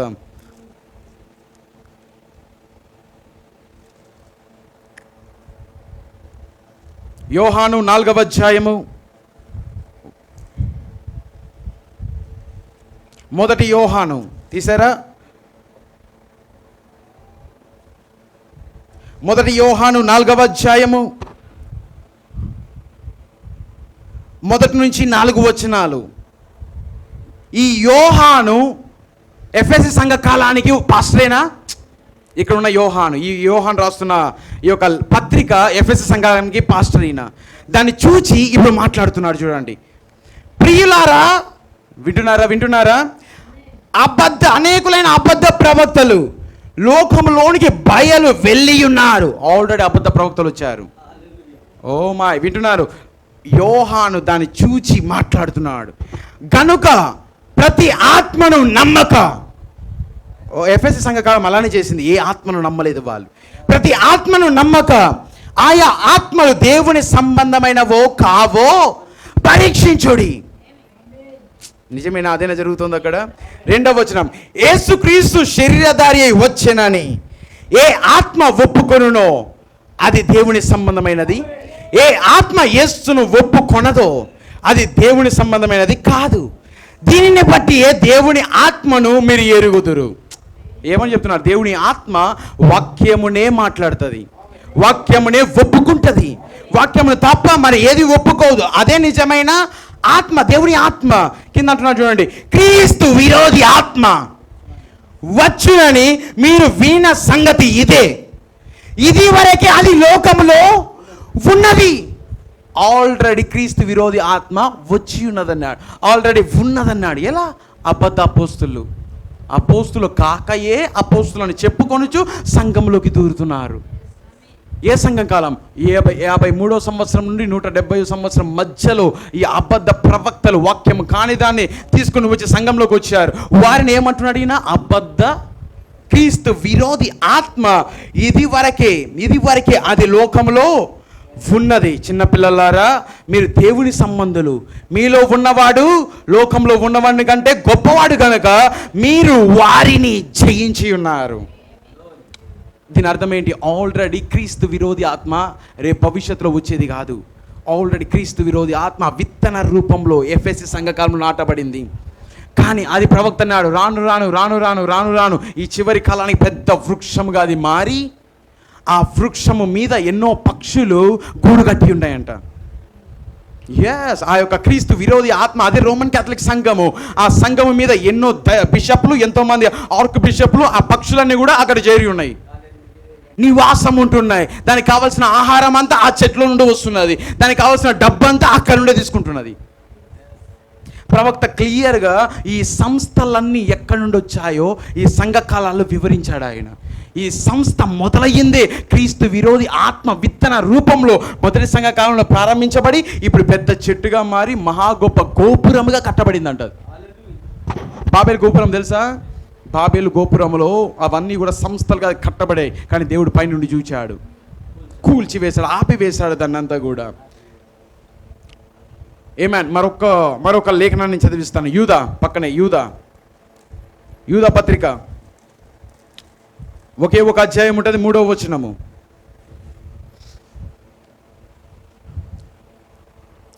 యూదా పత్రిక 1వ అధ్యాయము 3వ వచనము. ప్రియులారా, మనకందరికీ కలిగిన రక్షణను గూర్చి మీకు వ్రాయవలనని విశేష ఆసక్తి గలవాడనై ప్రయత్నపడుచూ ఉండగా పరిశుద్ధులకు ఒక్కసారి అప్పగింపబడిన బౌద్ధ నిమిత్తము మీరు పోరాడవలనని మిమ్మల్ని వేడుకొనుచు మీకు వ్రాయవలసి వచ్చాను. ఏలైనగా వినండి, ఇది ఇంపార్టెంట్. కొందరు రహస్యంగా జొరబడి ఉన్నారు. ఎవరు వీరు? ఎఫెసు సంఘం ప్రారంభంలోనే వీళ్ళు జొరబడి ఉన్నారంట. వారు భక్తిహీనులై మన దేవుని కృపను కామాతురత్వమునకు దుర్వినియోగపరచుచు మన అద్వితీయ నాథుడును ప్రభువైన యేసు క్రీస్తును విసర్జించుచున్నారు. ఈ తీర్పు పొందుటకు వారు పూర్వమందే సూచించబడి ఉన్నారు. బైబిల్ ఏం చెప్తున్నది? ఆ కాలంలోనే క్రీస్తు విరోధి ఆత్మ కొందరు రహస్యంగా జొరబడి ఉన్నారు అంటున్నాడు. 12వ వచనం ఒకటి చదివి నేను ముగిస్తాను. వీరు నిర్భయముగా మీతో సుభోజనము చేయుచు తమ్మును తాము నిర్భయముగా పోషించుకొనుచు మీ ప్రేమ విందులలో దొంగ మెట్టలుగా ఉన్నారు. ఎలాగున్నారంట? సంఘములోనే ఉన్నారంట. మంచి భోజనం, మనతోనే భోజనం చేస్తున్నారంట. వీళ్ళు పోషించబడుతున్నారు. మీ ప్రేమ విందులలో దొంగ మెట్టలుగా ఉన్నారు. వీరు గాలి చేత ఇటు అటు కొట్టుకొని పోవు నిర్జల మేఘములుగాను కాయలు రాని ఫలములు లేక 2 మారులు చచ్చి వేలతో పెకిలింపబడిన చెట్టుగాను ఉన్నారంట వీళ్ళు. ఈయన మాట్లాడేదంతా కూడా ఆ జ్వరపడిన వాళ్ళు, ప్రవక్తలను చెప్పుకొనుచు ప్రవక్తలను చెప్పుకొనుచు లోపల జ్వరపడిన వారి గురించి మాట్లాడుతున్నాడు. ఆల్రెడీ క్రీస్తు విరోధి ఆత్మ లోకంలోకి వచ్చి ఉన్నదన్నాడు. ఎలాగో విత్తన రూపంలో ఎఫెసు సంఘ కాలంలో మొదలయ్యింది. దేవుడు సంఘాన్ని మొదలు పెడితే వాడు కూడా క్రీస్తు విరోధి ఆత్మను మొదలుపెట్టాడు. ఈరోజు సంఘము తన శిరస్సు యొద్దకు వస్తున్నది. క్రీస్తు విరోధి మరొక సంఘ శాఖలన్నీ కూడా తన శిరస్సు యొద్దకు వస్తున్నాయి. అవన్నీ పాదాలు, ఇప్పుడు శిరస్సు కాలం. అది సంఘం యొక్క ప్రారంభము. కానీ ఇప్పుడు సంఘము శిరస్సుతో ఐక్యమయ్యే సమయానికి వచ్చింది. కానీ ఇప్పుడు అదే విధంగా దయ్యము కూడా తన సంస్థలు, అవేనా క్రీస్తు విరోధి ఆత్మ, ఆ సంస్థలన్నీ కూడా ఎదుగుతూ వచ్చి ఇప్పుడు ఒక్క శిరస్సు కింద అవన్నీ ఐక్యమవుతున్నాయి. ఎవరు వారు? పోపులోకి దయ్యమంతయు శరీరధారి అయి శిరస్సుగా ఈ యొక్క సంస్థలన్నిటికీ మీద ఒక శిరస్సుగా అది సిద్ధపడుతున్నది. అది రాబోతున్నది, అది పరిపాలన చేయబోతున్నది. అది కానీ ఇదే సమయంలో అదృశ్య కలయిక ఒకటి జరుగుతున్నది. అదృశ్య ఐక్యత, వధువు యొక్క అదృశ్య ఐక్యత కనబడకుండా, ఎవరికి తెలియకుండా క్రీస్తు వధువు ఇప్పుడు ఐక్యమవుతున్నది. Did you see something? మీకేమైనా అర్థమవుతున్నది? ఇప్పుడు క్రీస్తు విరోధి ఆత్మ ఆల్రెడీ అక్కడ మొదలైనది. అది కొనసాగుతూ ఈరోజు శిరస్సు యొద్దకు వచ్చి అది ఐక్యమవుతున్నది. అది that is what the prophet said. అలా కూడా ఇక్కడ ప్రవక్త మాట్లాడుతున్నాడు. సై గాడ్ బ్లెస్ యు, దేవుడు మళ్ళీ దీవించును గాక. అక్కడ అదే మాట్లాడుతున్నాడు. క్రీస్తు విరోధి ఆత్మ ఆల్రెడీ ఇప్పుడు వచ్చి ఉన్నాడు. ఎలాగూ అవ్వని చెరిపి ఉన్నాడో అలాగుననే ఎఫెసి సంఘాన్ని కూడా వాళ్ళు వచ్చి చెరిపారు.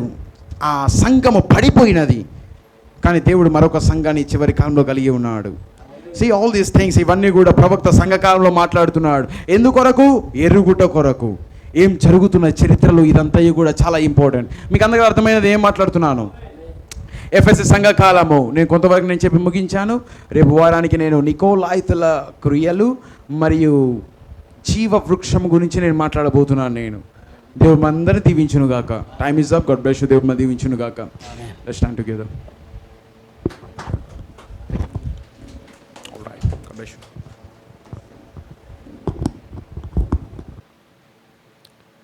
మహాగణుడవైన తండ్రి, మారని దేవా, మార్పు లేని తండ్రి, మీ ఉన్నతమైన పరిశుద్ధమైన నామానికి స్తుతులు, స్తోత్రములు.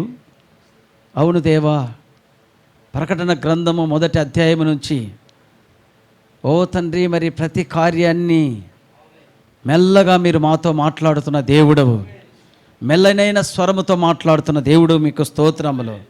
ఈరోజు ఎఫ్ఎస్సి సంఘ కాలము. ఇదిగో ప్రభువా, మరి ఓ దేవా, మరి ఎఫ్ఎస్సి సంఘకాలమును గురించి మాట్లాడుతూ మా జీవితాలతో మీరు మాట్లాడిన దేవుడవు.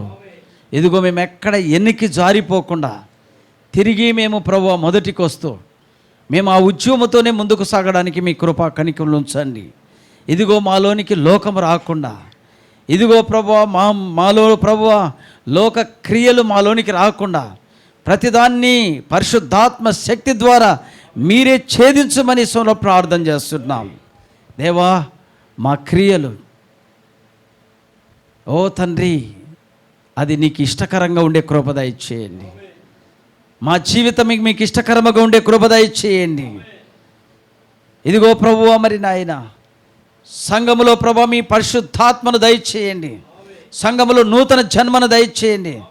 సంఘములో ప్రభువా ప్రతి ఒక్క వ్యతిరేకతలు దూరం చేయండి. సంఘములో ప్రభువా ఏక మనసును తీసుకురండి. సంఘములో ప్రభువా ఒక్కొక్కరు ప్రభువా మీ ఆత్మచేత నింపబడి మిమ్మల్ని మహిమపరచుదురుగాక. మా దయగలిగిన దేవా మీకు స్తోత్రములు. మిమ్మల్ని మహిమపరిచే పాత్రలుగా ఇక్కడ ఉంచుమని, మిమ్మల్ని ఎత్తిపట్టే ఒక పాత్రలుగా ఉంచుమని సొల ప్రార్థన చేస్తున్నాను. దేవా మీకు స్తోత్రములు, వందనాలు. నిజముగా ప్రభువా మాకు ఈ స్థలాన్ని ప్రస్తుతం మీరు ఇచ్చారు. ఈ స్థలంలో ప్రభువా మేము మిమ్మల్ని మహిమపరచడానికి నీ బిడ్డలందరినీ తీసుకొచ్చారు. మీకు స్తోత్రములు. పాటల ద్వారా మీరు మహిమ పొందిన దేవుడు, వాక్యం ద్వారా మమ్మల్ని తృప్తిపరిచిన దేవుడు, వాక్యం ద్వారా మమ్మల్ని హెచ్చరించిన దేవుడు. అవును తండ్రి, హెచ్చరికకు ఆ రోజు ప్రవక్త కాలంలో హెచ్చరికలు చాలామంది ప్రభువా మరి తీసుకోలేదు. అయితే నీ బిడ్డలు మాత్రమే అది తైలాభిషేకమని వాక్యానుసారంగా నడుచుకునే దాని కొరకు తిరిగి మొదటికి రావటానికి ప్రభువా హెచ్చరించిన హెచ్చరికల కొరకై మీకు వందనాలు. అవును దేవా, మీకు స్తోత్రములు తండ్రి. మీ వాక్యమే బలమైనది, మీ వాక్యమే శక్తి కలిగినది, మీ వాక్యమే పరిశుద్ధాత్మ కలిగినది. అట్టి పరిశుద్ధాత్మ సంఘానికిని, నూతన జన్మను సంఘానికిని తిరిగి మొదట్లో ప్రభువా మొదటికొచ్చి మిమ్మల్ని మహిమపరిచే బిడ్డలుగా మీరు సంఘాన్ని ఇంకా ఉజ్జీవపరిచి నడిపించమని. ఇదిగో నీ బిడ్డలు ఆయా స్థలాల నుంచి వచ్చున్నారు, వారి స్థలాల్లో నుంచి వచ్చి వాక్యం వింటున్నారు, తిరిగి ఇంటికి వెళుతున్నారు. మీ సహాయం తోడు చేయండి. ఈ వారం సిద్ధపరిచిన భోజనాలు నీ బిడ్డలను తండ్రి సిద్ధపరిచిన కుటుంబాలను దీవించి ఆశీర్వదించండి. దేవా, మీకు స్తోత్రములు వందనాలు. ఇదిగో ఈ ఎండవేళలో ఈ హీట్ అయిన కష్టమైన నీ బిడ్డలు ప్రభా వాక్యం కొరకు ఉండి వాక్యం విని తిరిగి ఇంటికి వెళుతుండగా నీ కృపా కనికరులు ఉంచమని, వారి కుటుంబాల్లో మీరు ఉండండి, వారి కుటుంబ అవసరతలు తీర్చండి, వారి కుటుంబంలో స్వస్థత కావాలంటే స్వస్థత దయచేయండి, వారి కుటుంబంలో ప్రభా ప్రతి తొందరలు అప్పులు ఏసునామల విడుదలివ్వండి.